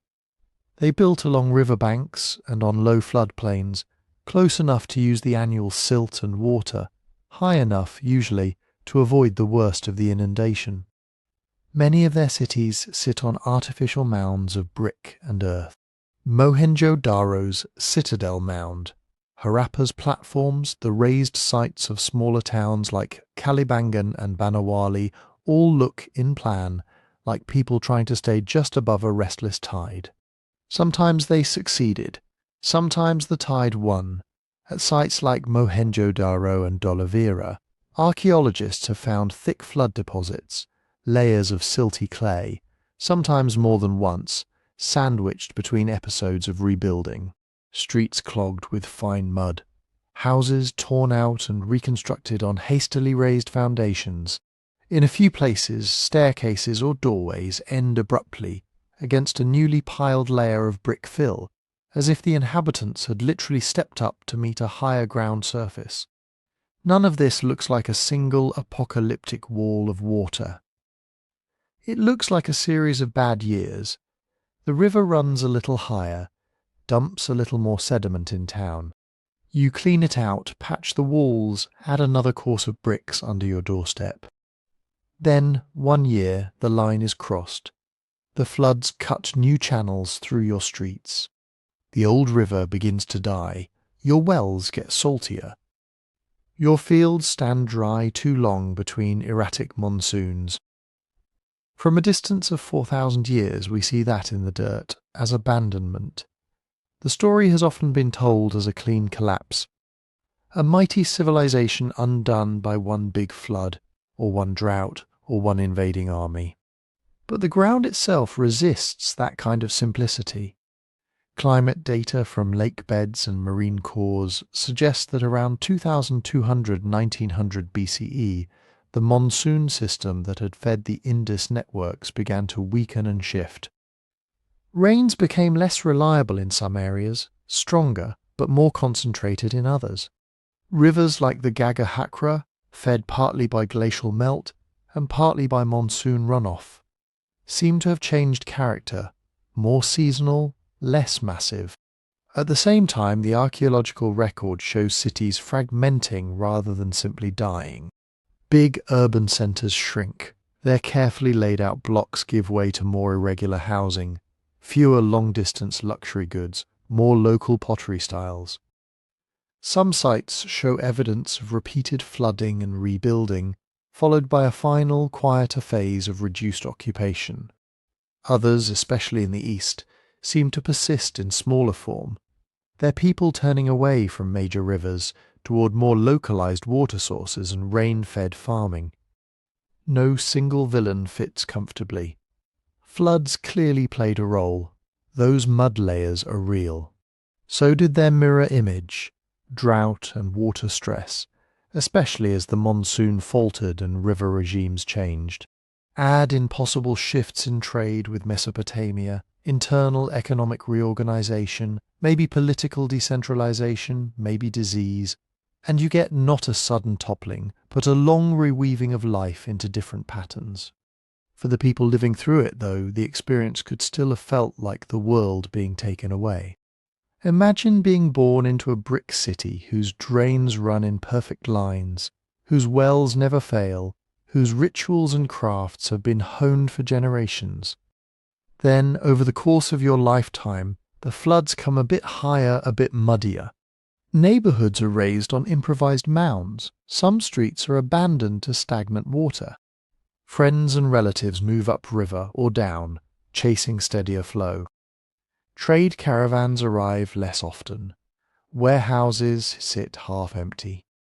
Children grow up hearing elders say that when they were young, the river ran right there.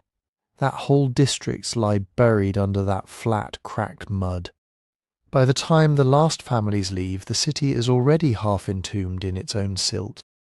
Roof lines barely stick up above the floodplain. Walls slump as bricks melt back into clay. Wind blows dust over everything between seasons. Cattle paths cross what used to be assembly halls. From the point of view of sedimentation, it's gradual, decades, even centuries of incremental burial. From the point of view of memory compressed into story, it can become a single turning. The time when the river left us, the time when the flood took the city.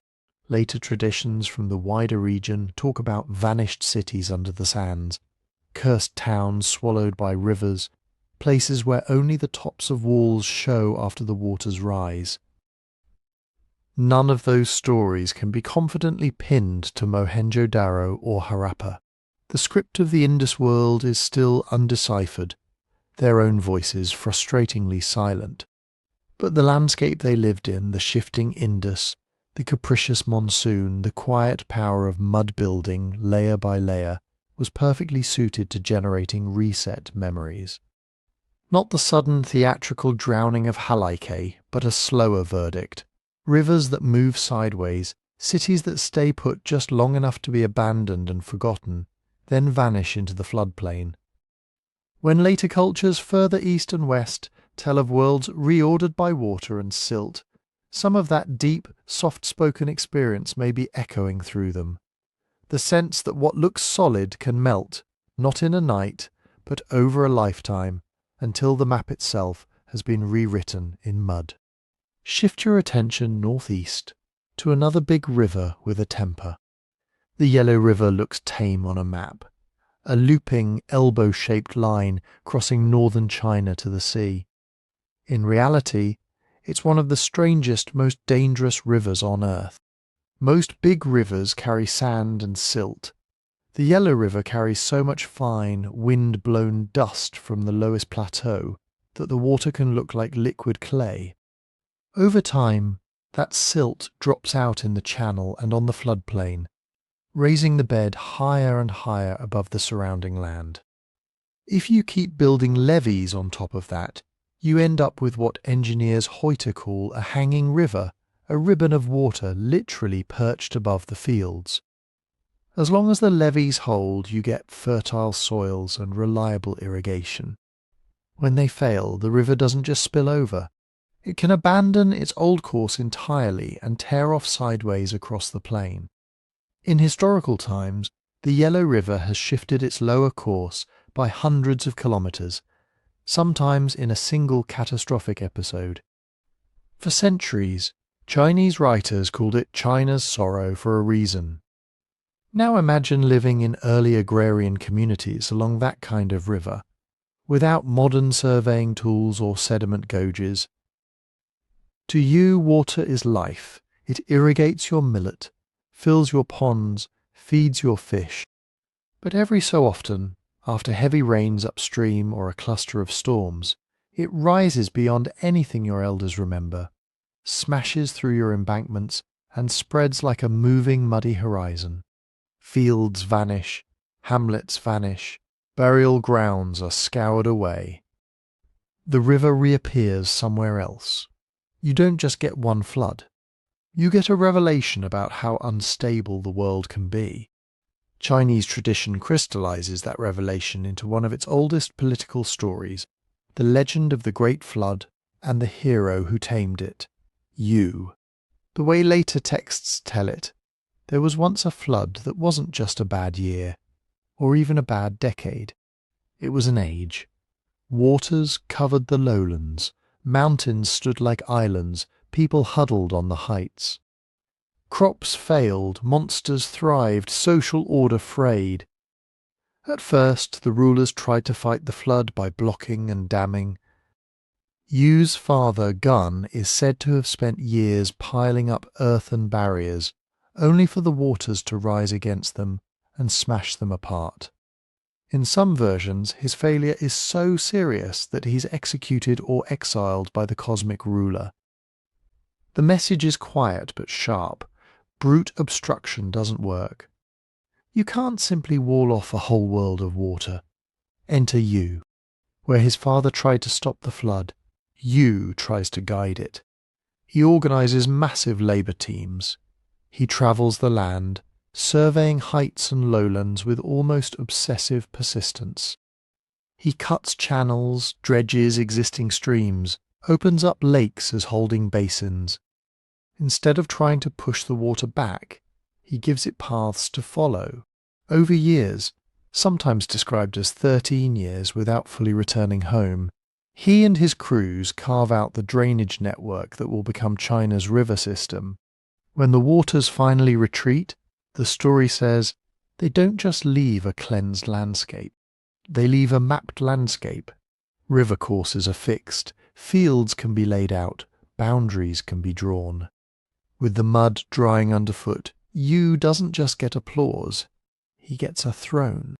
His flood control becomes the justification for founding the Xia dynasty, the first in the traditional sequence of Chinese ruling houses. In other words, in this story, political legitimacy literally flows from hydraulic engineering. Modern scholars read these accounts, preserved in texts compiled many centuries later, and then they go looking for mud. In the last decade, a team working in the upper Yellow River basin announced evidence of a massive flood around 1920 BCE. A landslide appears to have dammed a gorge, water built up behind it. Then the dam failed, sending a huge outburst downstream. Radiocarbon dates on collapsed structures at a downstream site suggest serious destruction right around the same time. Is that Yu's flood? Some researchers think it lines up suggestively with later chronologies that place a great flood just before the earliest likely dates for complex states in the region. Others are more cautious. The Yellow River and its tributaries have flooded countless times. Big landslide dams and outburst floods are not unique. Oral memory can blend many events into one mythic age of water, and the earliest written versions of the Yu story come from elite circles that had strong incentives to project their own ideas about order, hierarchy, and proper rulership back into a mythic past. Still, whether or not any specific deposit of silt under a village wall is the Great Flood, the shape of the story fits the river. Yu doesn't drain a bathtub and walk away. He manages a restless system. He convinces water to behave by reshaping the land and mobilizing people. The emphasis falls again and again on coordination, surveying, dividing tasks, digging in sequence, maintaining works over time. This isn't a lone hero with a magic tool. It's a prototype of statecraft built on organized labor. Flood control in Chinese political philosophy is never just hydrology. It's ethics made visible. A good ruler is someone who channels destructive forces into productive patterns, water into irrigation, people into orderly communities.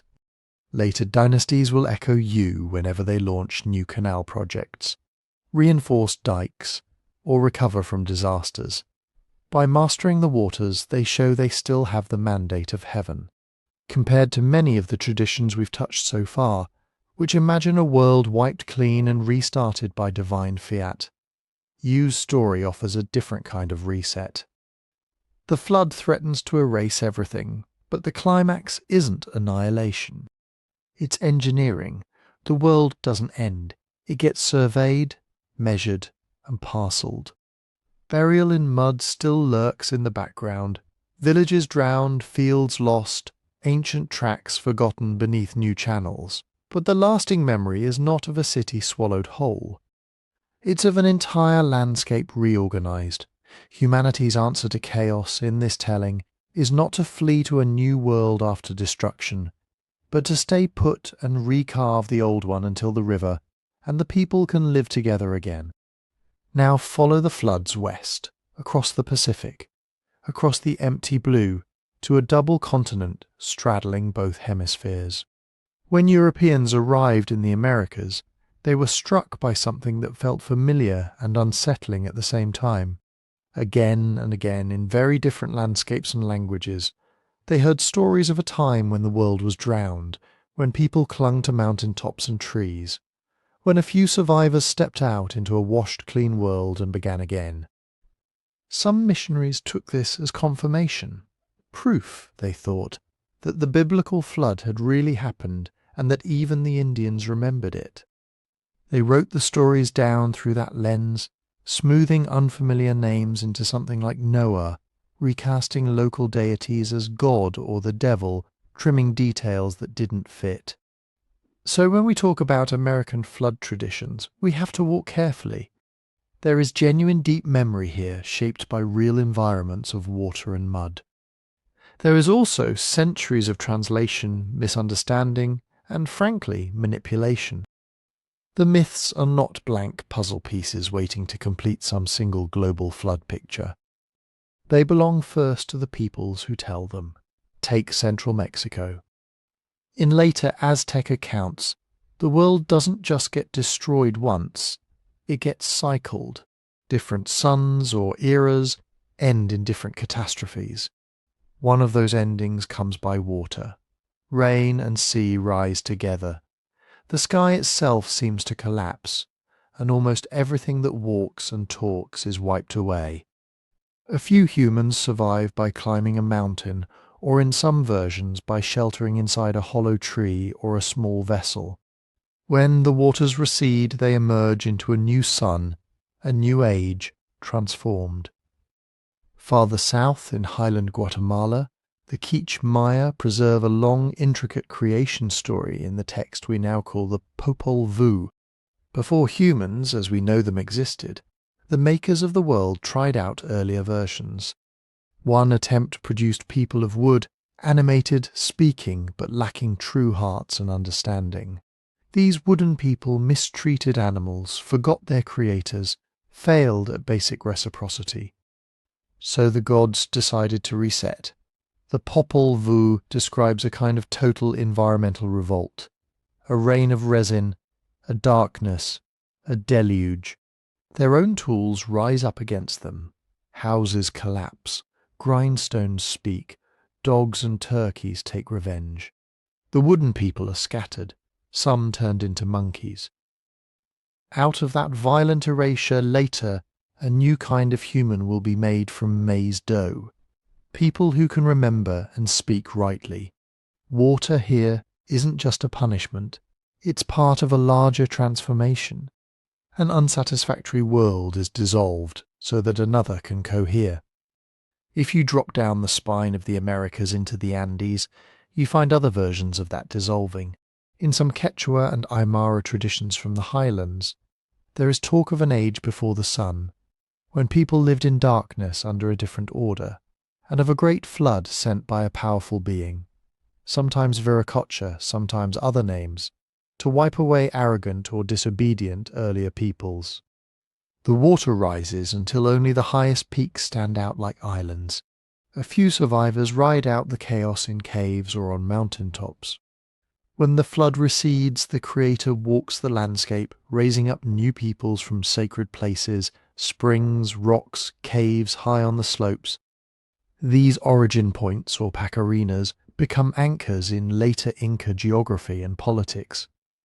Lineages trace themselves back to a particular emergent site, a particular shelter in the age of water. Again, the flood is not just destruction, it's a resorting of who belongs where. Across these stories, a loose pattern repeats. People survive on heights, mountains, hills, trees, sometimes an artificial vessel. There is often some kind of warning or special knowledge, a dream, a divine message, an animal's behaviour that lets a few prepare when others do not. Afterward, survivors emerge into a changed world. They maybe transform themselves, becoming the ancestors of particular communities, or even different kinds of beings. A new era begins, with new rules. It's tempting to line these motifs up with old world stories and declare them all variations on the same archetype. But the more closely you look, the more they seem rooted in very specific landscapes. Mesoamerica sits in a collision zone of tectonic plates and air masses. Tropical cyclones slam into the coasts.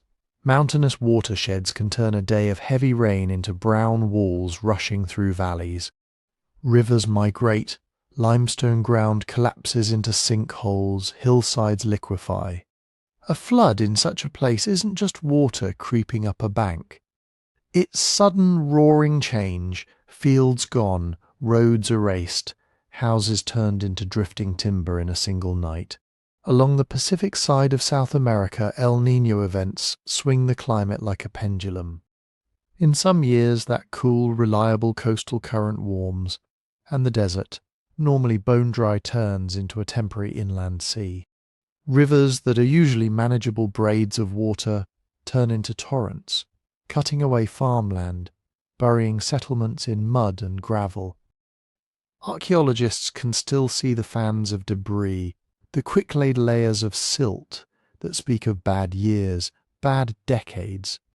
High in the Andes, heavy rains can trigger landslides that dam rivers, only for those earthen plugs to fail catastrophically. To people living in terraced valleys, the disaster might not look like a gentle rising. It might look like a single roaring wall, then a slurry of boulders, logs and mud that keeps coming long after the initial wave. Live in such environments for thousands of years and you don't need a world ocean to imagine a deluge. You just need the worst year anyone's grandparents can remember, preserved and retold, embroidered and folded into origin stories and moral lessons. There is, however, another layer of caution. Most of the earliest recordings of these American flood stories come from colonial-era priests, administrators, or scholars. They arrived with their own expectations, biblical timelines, classical myths, philosophical agendas. When an elder tried to explain a story about an age of resin rain and wooden people, the scribe might hear, "Oh, this is your version of Noah." He might translate local gods as God and Satan, omit uncomfortable details, or reshape the plot to fit a familiar arc of sin, punishment, and salvation. In some cases, indigenous narrators themselves began to weave Christian and older elements together, not because they forgot the difference, but because that was the reality they now lived in. Two systems, colliding and coexisting. By the time these stories show up in writing, they are already layered. So when modern researchers go looking for the American flood, what they find are palimpsests, ancient memories of hurricanes, river migrations, mudflows and El Niño rains are there, but they're filtered through centuries of retelling, colonization and resistance. And there is one more crucial point. For many indigenous communities today, these are not myths in the casual sense of made-up stories. They are teachings. They structure ritual calendars, encode relationships with particular mountains and rivers, define responsibilities to land and to other beings. They are told not to satisfy outside curiosity, but to anchor a people in place and time. We can carefully ask what environmental experiences might lie behind them. We can notice parallels and patterns, but we should resist the urge to treat them as mere data points to plug into someone else's grand theory of global cataclysms. In the American traditions, as in China, water and mud are not just forces that erase. They are teachers warning that worlds can and do end on human scales, sometimes in a single season, and that what comes after depends on who listens, who climbs, who emerges, and how they choose to live in the reset landscape. From here, the pattern will widen again, out across the Indian Ocean and the monsoon worlds of South and Southeast Asia, where floods arrive not as one-time apocalypses, but as cycles, seasons, and, every so often, as something that feels like the end. In South and Southeast Asia, water doesn't just arrive as a surprise. It has a ticket, a season, a name, the monsoon. If you live in the Ganges-Brahmaputra Delta, or on the coast of Odisha, or in the low-rice country of Vietnam, you don't ask, will there be a flood? You ask, how bad will it be this year? The monsoon is a breathing of the planet. In summer, land heats faster than ocean. Air rises, moist winds rush inland, and rain unloads over plains and hillsides. In winter, the pattern reverses. That basic rhythm has been shaping lives for tens of thousands of years. But the monsoon is not a metronome. It wobbles. Some years the rains come late. Some years they fail almost entirely. Other years they come all at once, days of leaden sky, then sheets of water that turn paths into brown rivers and rivers into vast sheets of moving mud. A cyclone curling in from the Bay of Bengal or the Arabian Sea can stack storm surge on top of monsoon runoff, pushing seawater upriver while floodwaters try to get out. If you build your cities and fields on great, flat, fertile floodplains, which is exactly what humans did, because that's where the richest soils are, you sign up, without reading the fine print, for an economy of repeated drowning. Ancient communities in the Indus Valley knew that bargain well. Harappa, Mohenjo-Daro, and their sisters sat in a landscape of braided rivers that can shift course in a single bad season. Sediment cores and paleoclimate records suggest that monsoon strength flickered over centuries, sometimes stronger, feeding huge floods, sometimes weaker, stressing water supplies. Even without a single world-ending deluge, a few decades of tougher floods in one branch of the river, combined with drying in another, could make whole urban layouts suddenly less workable. Streets that once drained neatly would back up. Wells would silt. The logic of the city would dissolve under slowly rearranging water. Later, in the Ganges basin, mythmakers took that unstable generosity of rain and turned it into a cosmic engine. In some Hindu cosmologies, time is not a line but a wheel. Ages, yugas, cycle from golden to dark and back again over spans, so long they make recorded history look like a blink. Within and between these ages, worlds are periodically dissolved.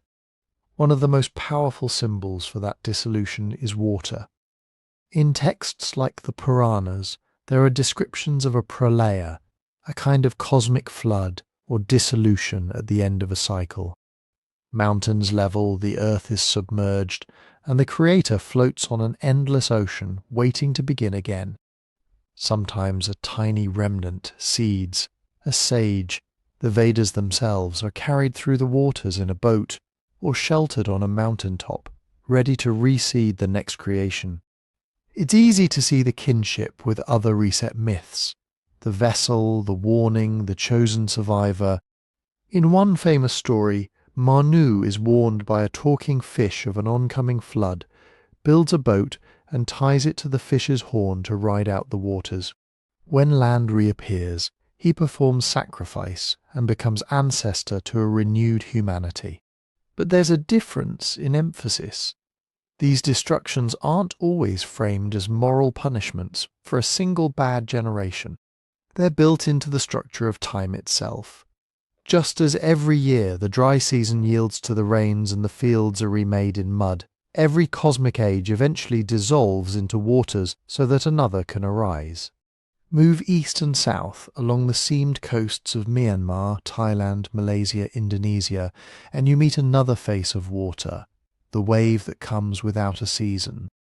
Most years the sea stays where it's supposed to. Fishermen learn its moods. Traders cross the Bay of Bengal and the Andaman Sea, riding predictable monsoon winds along routes that have been in use since at least the Bronze Age, maybe earlier. Cultural exchange pulses along those same currents, stories, deities, astronomical ideas, pieces of epic narratives that echo from India to Java. Now and then, though the sea itself attacks, the Indian Ocean sits on restless tectonic plates. When a segment of the seafloor suddenly lurches, it can push up a column of water that becomes, as it races outward, a tsunami. In deep water, the wave is almost invisible. As it shoals near land, it rises, slows, and can, in a matter of minutes, turn a calm shoreline into a churning wall. The 2004 Indian Ocean tsunami is within living memory, and its stories are still raw: villages erased, boats flung inland, entire families gone. Survivors on coasts from Aceh to Sri Lanka talk about animals fleeing inland, about the sea drawing back, exposing the seafloor before the first wave. Those details appear in slightly different costumes in older stories too. On the Andaman and Nicobar Islands, for instance, some indigenous groups preserved oral traditions that warned, if the earth shakes and the sea suddenly pulls away, do not stay to collect the fish. Run uphill and do not return until the water calms. Anthropologists who spoke with elders after 2004 heard that instruction repeated. It's not framed as speculation. It's a law passed down because someone long ago watched the sea behave like that and decided their descendants needed to remember. Along parts of the Javanese and Bolognese coasts, legends speak of sea queens and dangerous promises, of waves that can claim whole stretches of shore if offended. In Sri Lanka and southern India, some temple myths remember ancient inundations and land lost to the sea. These stories may compress many smaller coastal changes: erosion, storm surges, gradual sea level rise, into the more dramatic language of a single swallowing, a once-in-an-age event that resets who lives where. The pattern that emerges in this monsoon and tsunami world feels different from the one we saw in, say, Mesopotamia or some versions of the biblical flood. There, a single moral crisis leads to a once-only drowning. Here, destruction is often folded into a larger pattern of cycles. Rains fail and return. Rivers flood and recede. Kingdoms rise on fertile deltas and are periodically humbled by the same waters that fed them. Cosmic ages bloom and collapse into oceanic night, not because one generation sinned more than the last, but because time itself breathes in and out. That doesn't mean there's no ethics. Many South and Southeast Asian traditions are thick with ideas of karma, duty, and right conduct. But when a cyclone tears through or a river jumps its banks, the stories that frame it don't always say, "This is punishment for you." They sometimes say, "This is what worlds do." Hold on to what really matters. Be ready to start again. It's tempting in this interconnected region to attribute every parallel to cultural borrowing. Indian epics and Puranic cosmology did spread widely, carried by traders, monks, and migrants. Sanskrit terms show up in old Javanese texts. Hindu and Buddhist ideas twist into local forms from Cambodia to Bali. At the same time, monsoon and tsunami belts exist in other parts of the world too, and humans everywhere are good at turning recurring danger into ritual and story.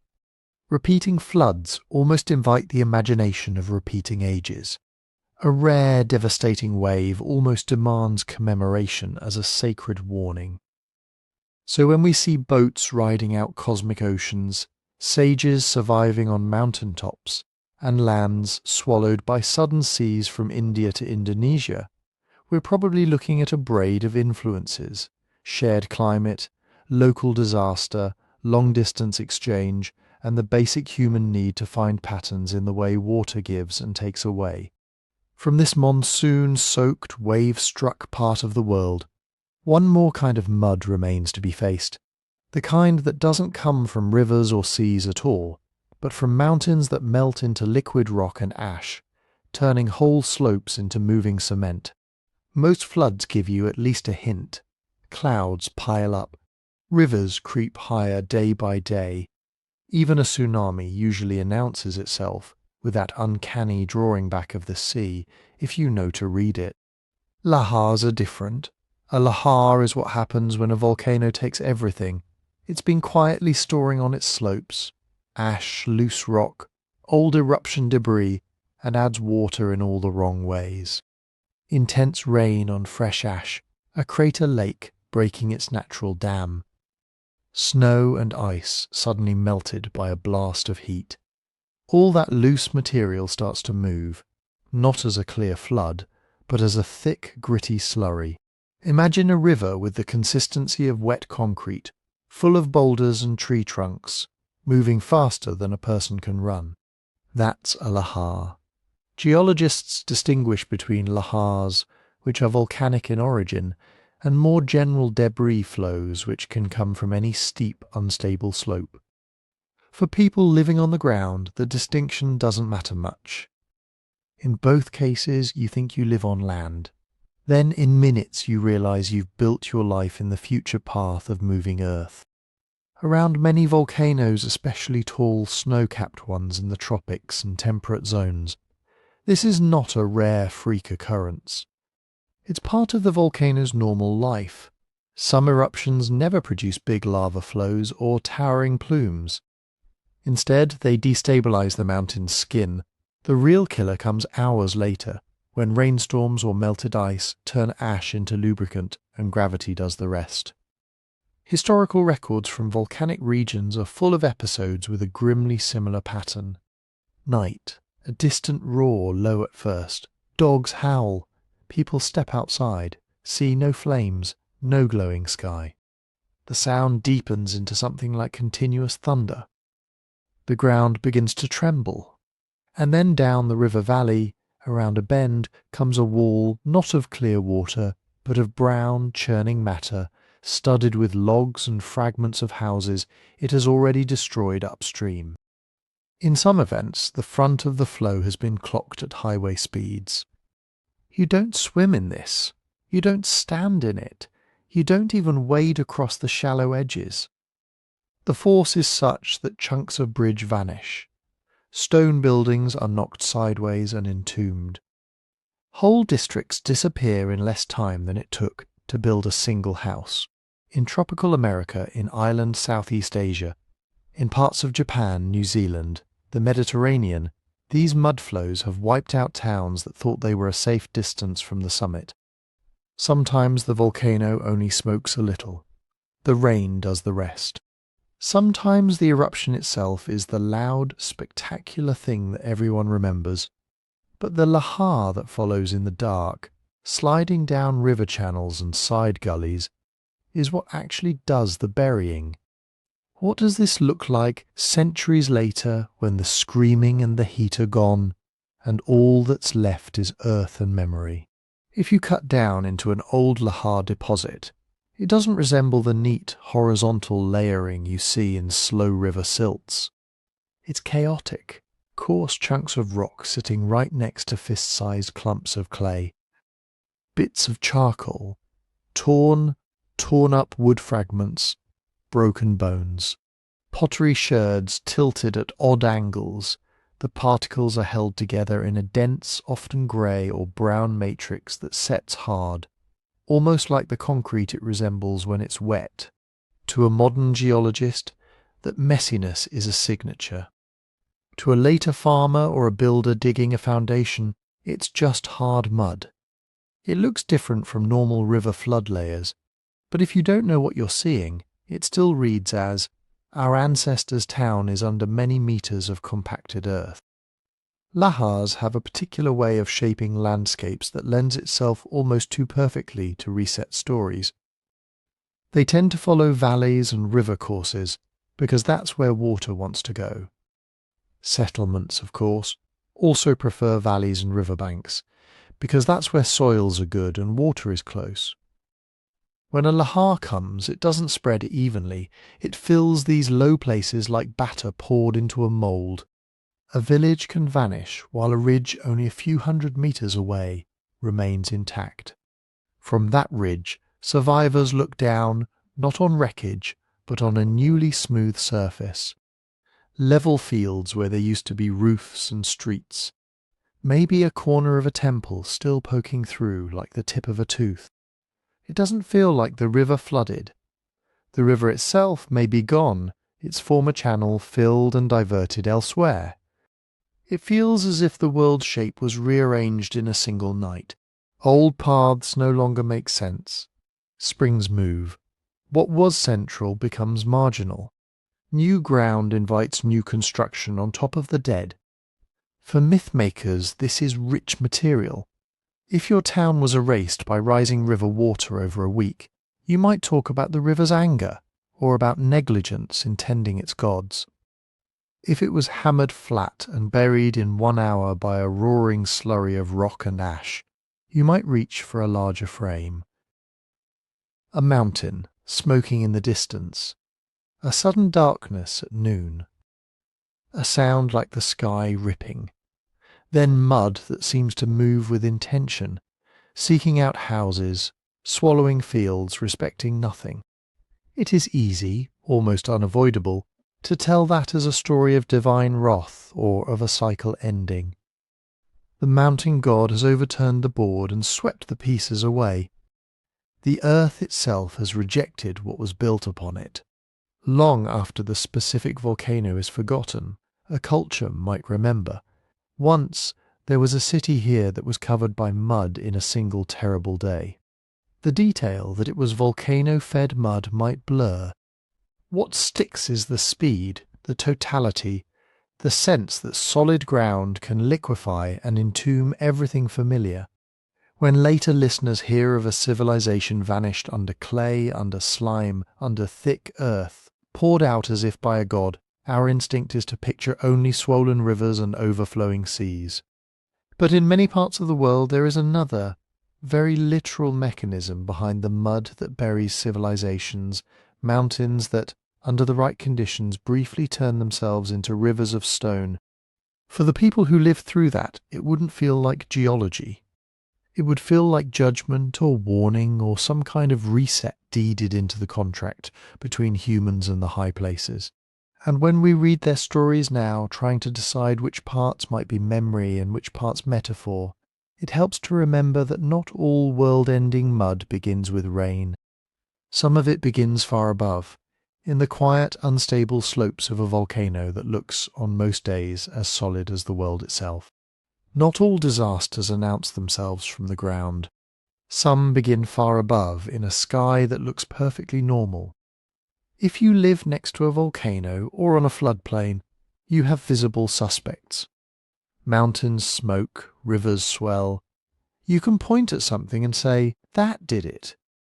But some of the sharpest shocks in Earth's recent history don't come with such obvious culprits.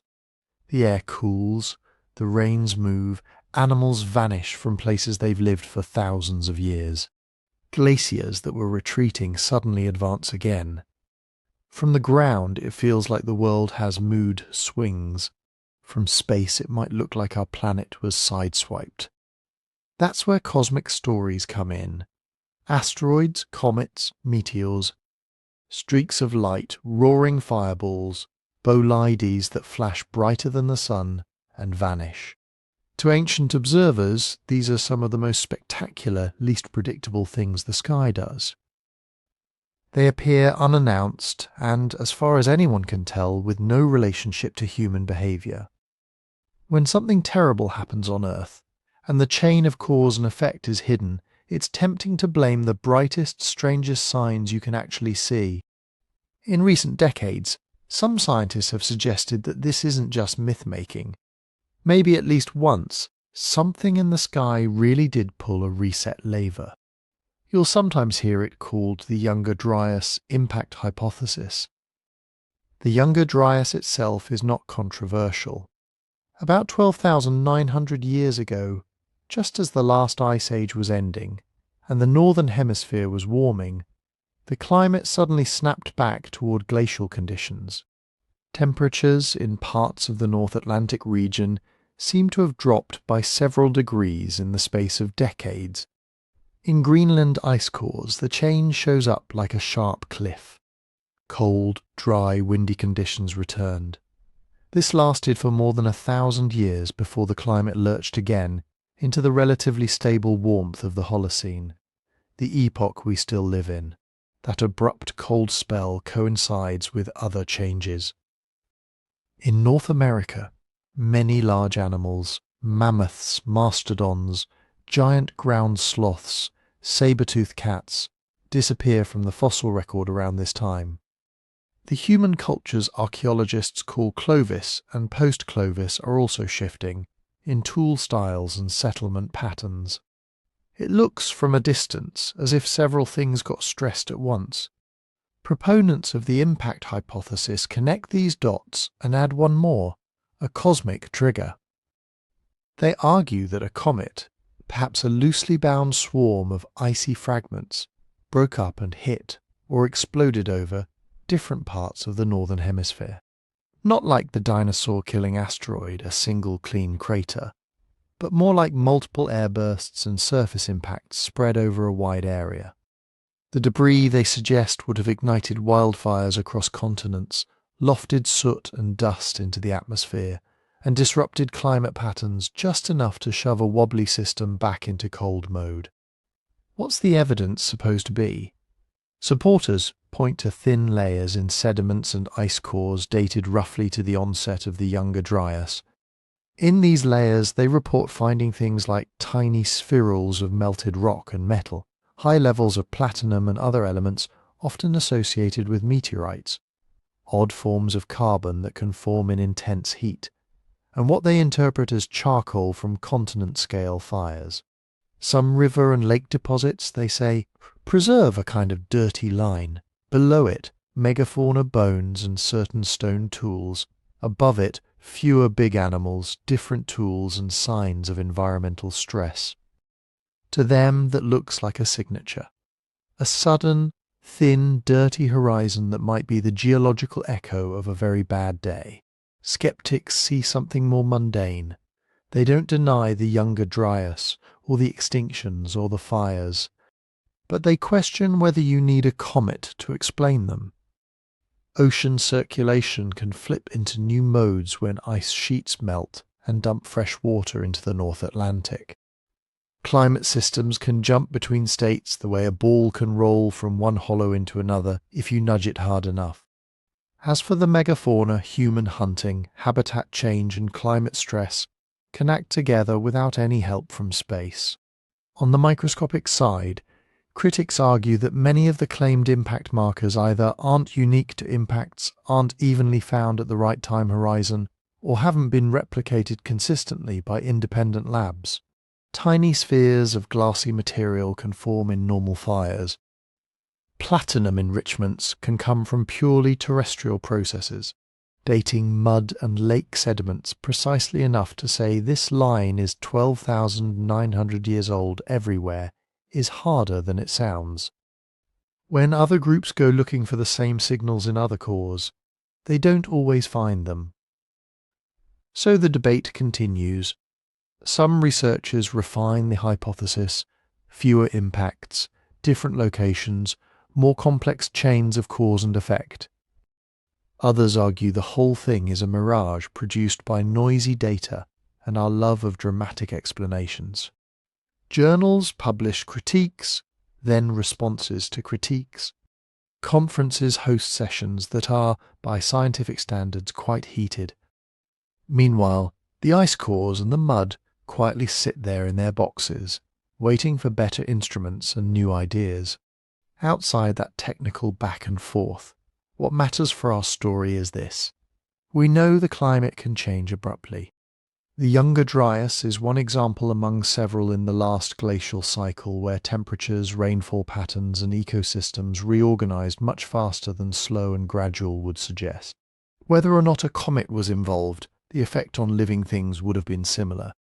Regions that had been wet became dry. Glaciers advanced into valleys people had colonized. Vegetation belts marched hundreds of kilometers, rivers swollen with meltwater, cut new channels or spilled over ice dams in catastrophic outbursts, mega-floods that scoured landscapes and left behind coulees and giant ripple marks. In some places, fire regimes shifted. Lightning ignited parched forests, smoke dimmed the sun. For hunter-gatherers this meant following retreating herds, abandoning familiar fishing grounds, improvising new toolkits, sometimes walking away from camps that had been used for generations.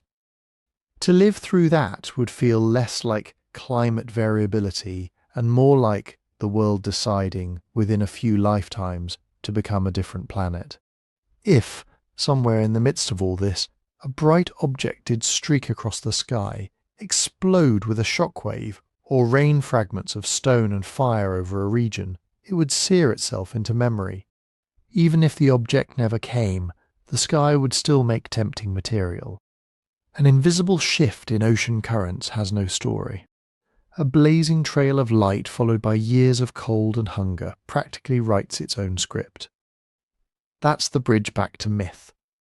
When later traditions talk about stars falling, serpents of fire crossing the heavens, gods hurling burning stones, or a second sun that appeared and brought darkness and cold instead of light, it's impossible to match any one story neatly to a specific event.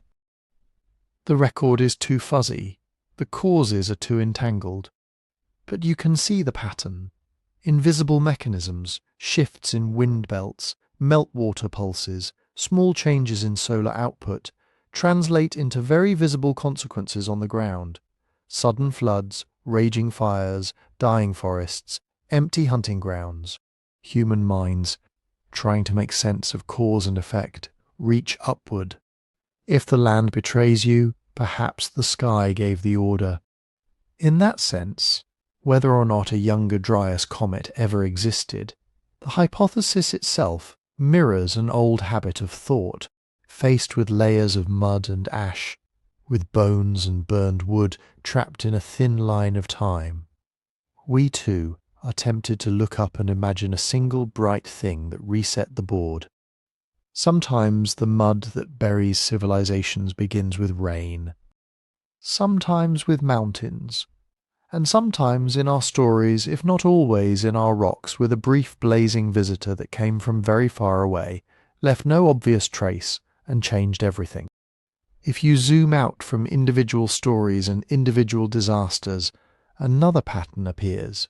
We keep telling the same kinds of reset stories. Different rivers, different gods, different dates. Same bones underneath, a world that becomes hostile. Water that rises or falls in the wrong place at the wrong time. Mud that erases the old order and lays down a clean, wet slate. Part of that is just how our minds work. Water disasters are unusually vivid. Fire burns, earthquakes shake, but a flood moves in 3 dimensions. It creeps, it surges, it swirls, it takes familiar landmarks and quietly, efficiently removes them. For most of human history, people lived within walking distance of rivers, lakes, coasts, floodplains. So almost every community, somewhere in its memory, had a season when the water did something it wasn't supposed to do.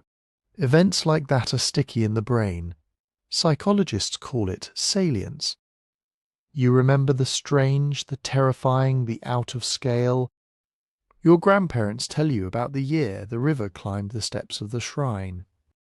You tell your children about the time the storm pushed the sea into the streets. Hundreds of ordinary years dissolve. The few exceptional ones become the spine of the story.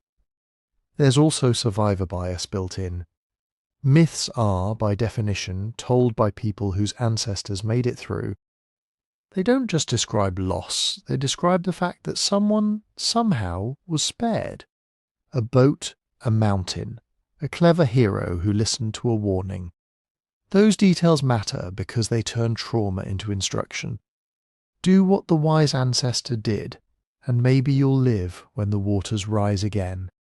Then there's moral pattern. Seeking disasters often don't have a satisfying why.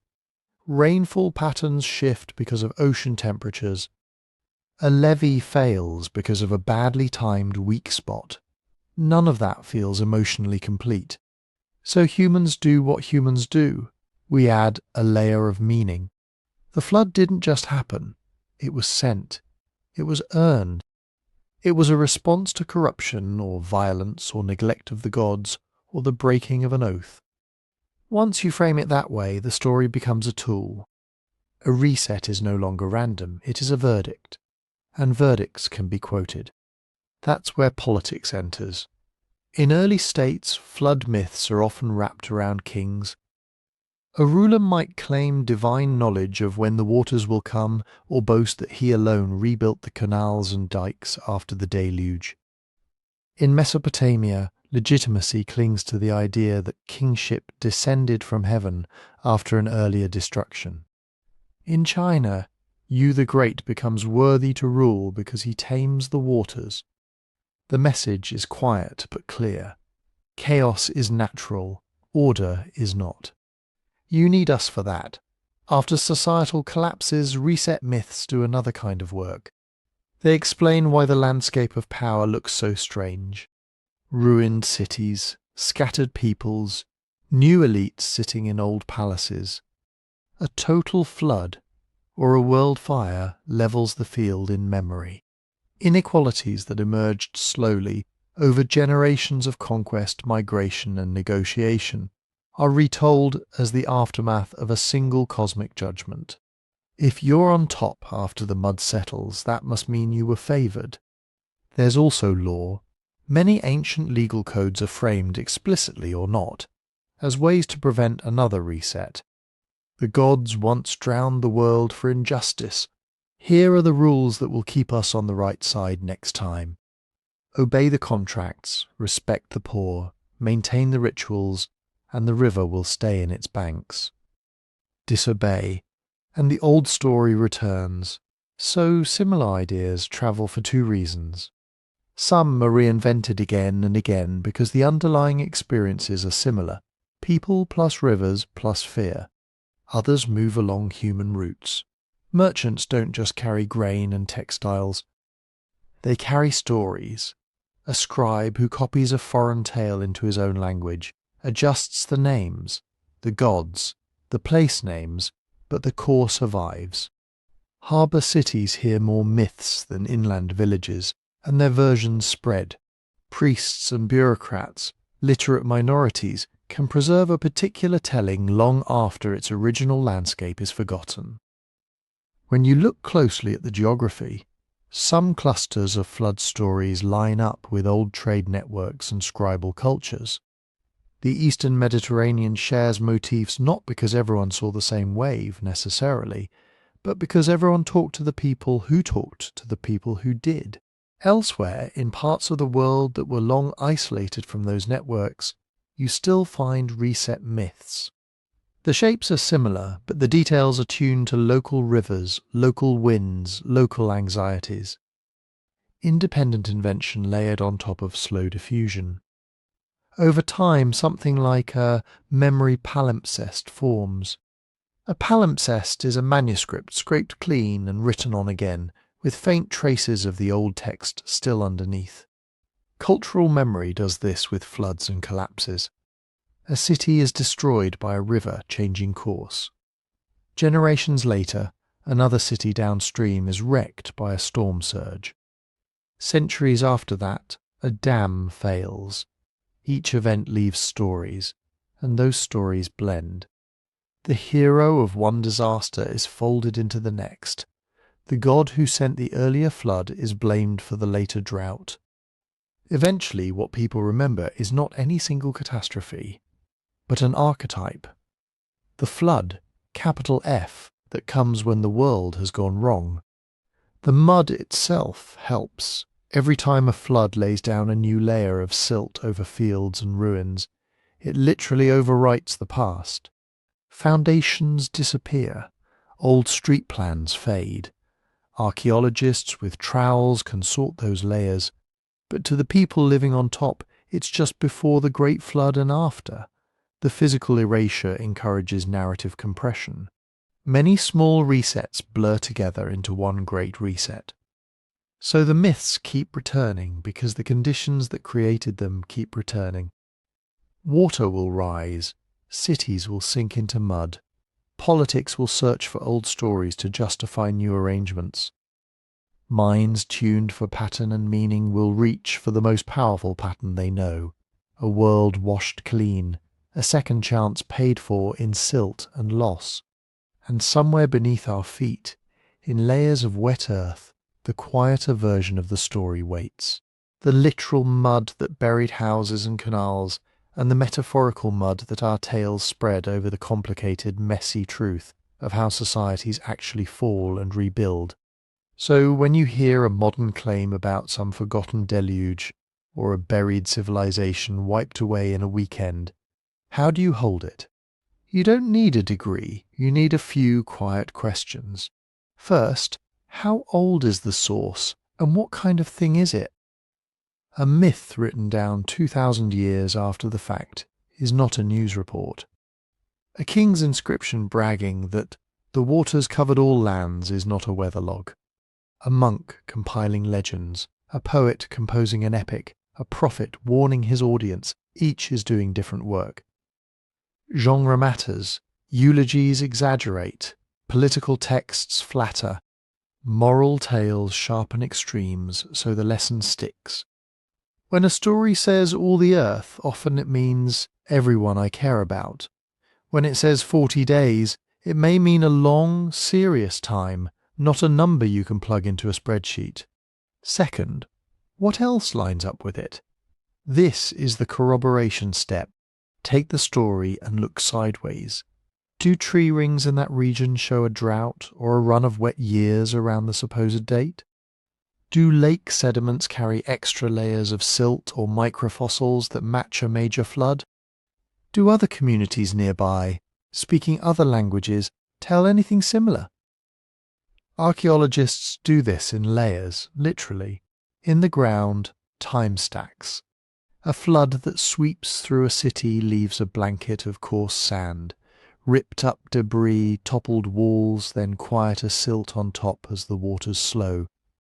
Above that, you might see a phase of rebuilding or abandonment. That vertical sequence is stratigraphy, reading history from bottom to top. On top of that, there's dating, organic remains, charcoal from hearths, seeds trapped in mud, bits of wood from collapsed roofs, can be radiocarbon dated. The raw dates wobble, so scientists compare them to calibration curves built from things like tree rings, which record absolute years. It's a bit like correcting an old clock against an atomic one. Calibrated, many separate samples converge on a narrower range. Then you zoom out. Does that layer appear in neighbouring sites? Do river terraces up and down the valley show the same burst of deposition? That's regional correlation, when you can trace the same event through multiple independent lines. Sediments, ruins, dates, stories, confidence grows. When only the story points to a world-ending flood, caution is your friend. Third, who benefits from telling it this way now? Modern catastrophe claims live in incentive structures too. A book that promises everything you know is wrong sells better than We Found Another Seasonal Flood. A documentary about a lost super-civilization gets more clicks than one about gradual wetland migration. Sometimes researchers are careful, and the hype happens in headlines around them. Sometimes the storyteller is also the product. Ask, does this claim require throwing out large swaths of well-tested geology, archaeology and genetics? Or does it fit as a small, interesting piece in an already dense puzzle? The more it demands that everyone else has been blind or corrupt for a century, the more likely you're looking at marketing, not revelation. None of this means we know everything. We don't. There are gaps in the record. Coastlines now drowned, river deltas still largely unexplored. Entire episodes of local collapse and rebuilding are only faintly visible. It is possible that some myths preserve memories of real dramatic events we haven't yet pinned down. The trick is to hold a both-and posture. Both respect the stories as meaning-making tools and test their factual claims against the mud, the bones, the chemistry. Both stay open to surprise and insist on good evidence before moving a tale from perhaps to probably. When you do that, catastrophe myths become clearer, not smaller.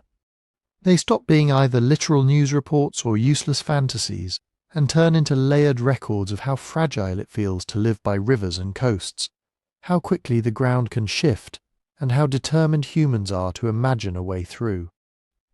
They show us what our ancestors feared, what they hoped for after the waters fell, and what they believed was worth saving. And if you listen closely, beneath the thunder and the waves, you can hear something else in them too, a kind of quiet rehearsal for tomorrow's disasters and for whatever rebuilding must follow when the mud once again begins to dry. When the water finally pulls back, the world is strangely loud and strangely silent at the same time.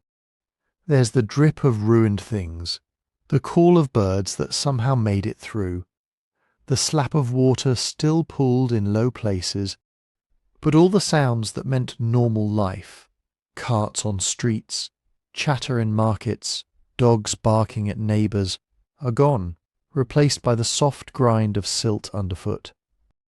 That's the moment most of the myths skip past. In the stories we race from storm to rainbow, from ark to altar, from punishment to promise. But for the people who actually lived through real floods, that middle space stretched out. Days, weeks, months of moving mud, counting losses, trying to remember where the house used to be when all the landmarks are gone. Mud burial stories are really about that. On the surface, they're about divine anger or cosmic cycles. Underneath, they're about waking up in a world that looks like the same place but doesn't behave like it anymore. If your town has just been buried to the windowsills, you don't need a metaphor to tell you that life is fragile. You can see it. You can smell it. You can feel it in the ache of your back from shoveling silt out of doorways that never quite open the same way again. And yet people stay, or if they leave, other people eventually arrive. That's the other thing the mud stories reveal, an almost unreasonable resilience. Think of the cities we talked about, the ones that really did sink, slump, or slowly drown. In Mesopotamia, flood after flood piled new clay over old walls. Whole quarters of cities vanished beneath plain fields, yet new canals were cut, new bricks fired, new ziggurats raised on top of earlier failures. At Thera, the eruption blasted the island apart and sent tsunamis racing toward the Minoan harbours. Ash and pumice turned streets into channels, trade routes collapsed, yet around the Aegean people did not simply wander into the sea and give up. They resettled, rewired their economies, told stories about an arrogant place destroyed by the gods. At Helike, an earthquake and wave swallowed a coastal town, leaving a lagoon where streets had been. For a long time it was just a cautionary tale, a Greek Atlantis. Then archaeologists found drowned columns and pottery under layers of marine sediment. The myth had not lied exactly, it had compressed.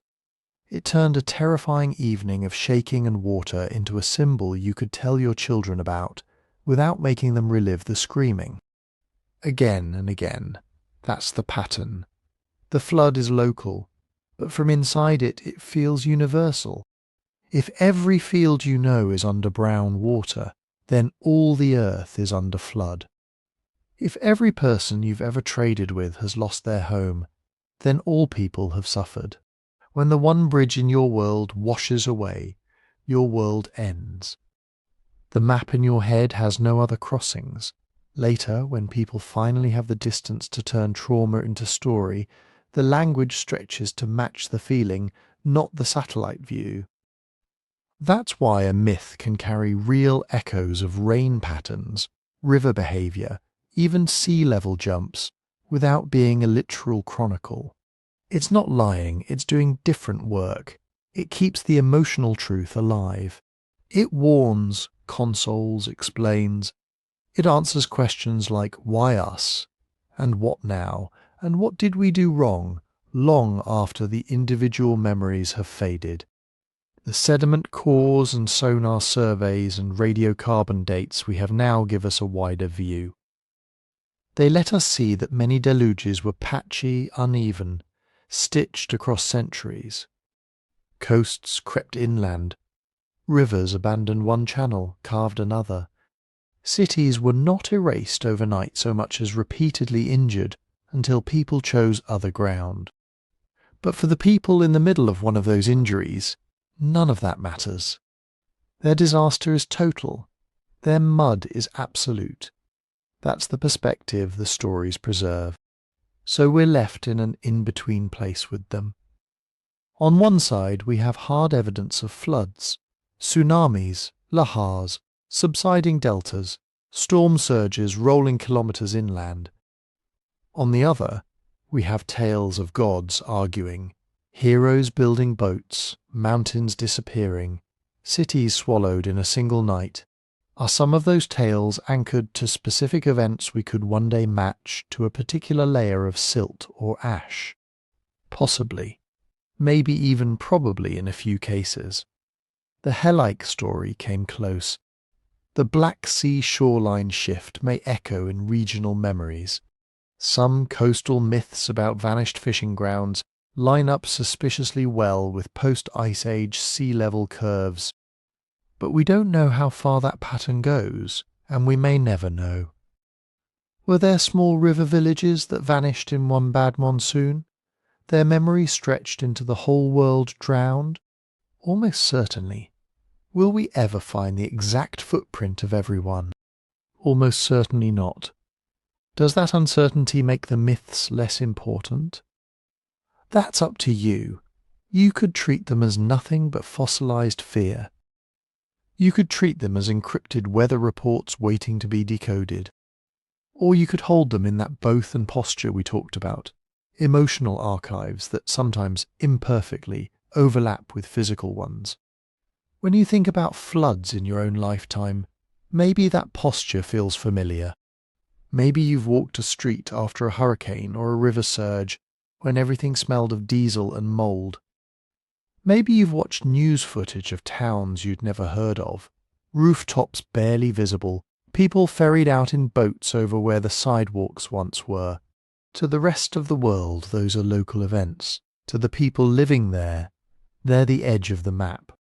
If you feel like sharing, you're welcome to leave a comment with a flood or storm memory of your own. It doesn't have to be dramatic. The time the road washed out, the night the basement filled, the morning you woke up to a different river than the one you went to sleep beside. Those are the kinds of experiences that, piled up over generations, turn into the big stories. And as you're drifting towards sleep now, take a moment to notice your own place in that chain. Ask yourself quietly, where am I listening from? What time is it here? What waters, if any, shape the edges of my life? Rivers? Coasts, reservoirs behind distant dams? Or maybe just the memory of a storm that never quite left you? If you've enjoyed this slow walk through mud and myth, you can gently tap like or subscribe, so you'll be here for the next journey. It helps more than it seems to, especially for a small, sleepy corner of the internet like this. If you feel like joining the conversation, you can leave a comment with where you're listening from and what time it is as you reach this part.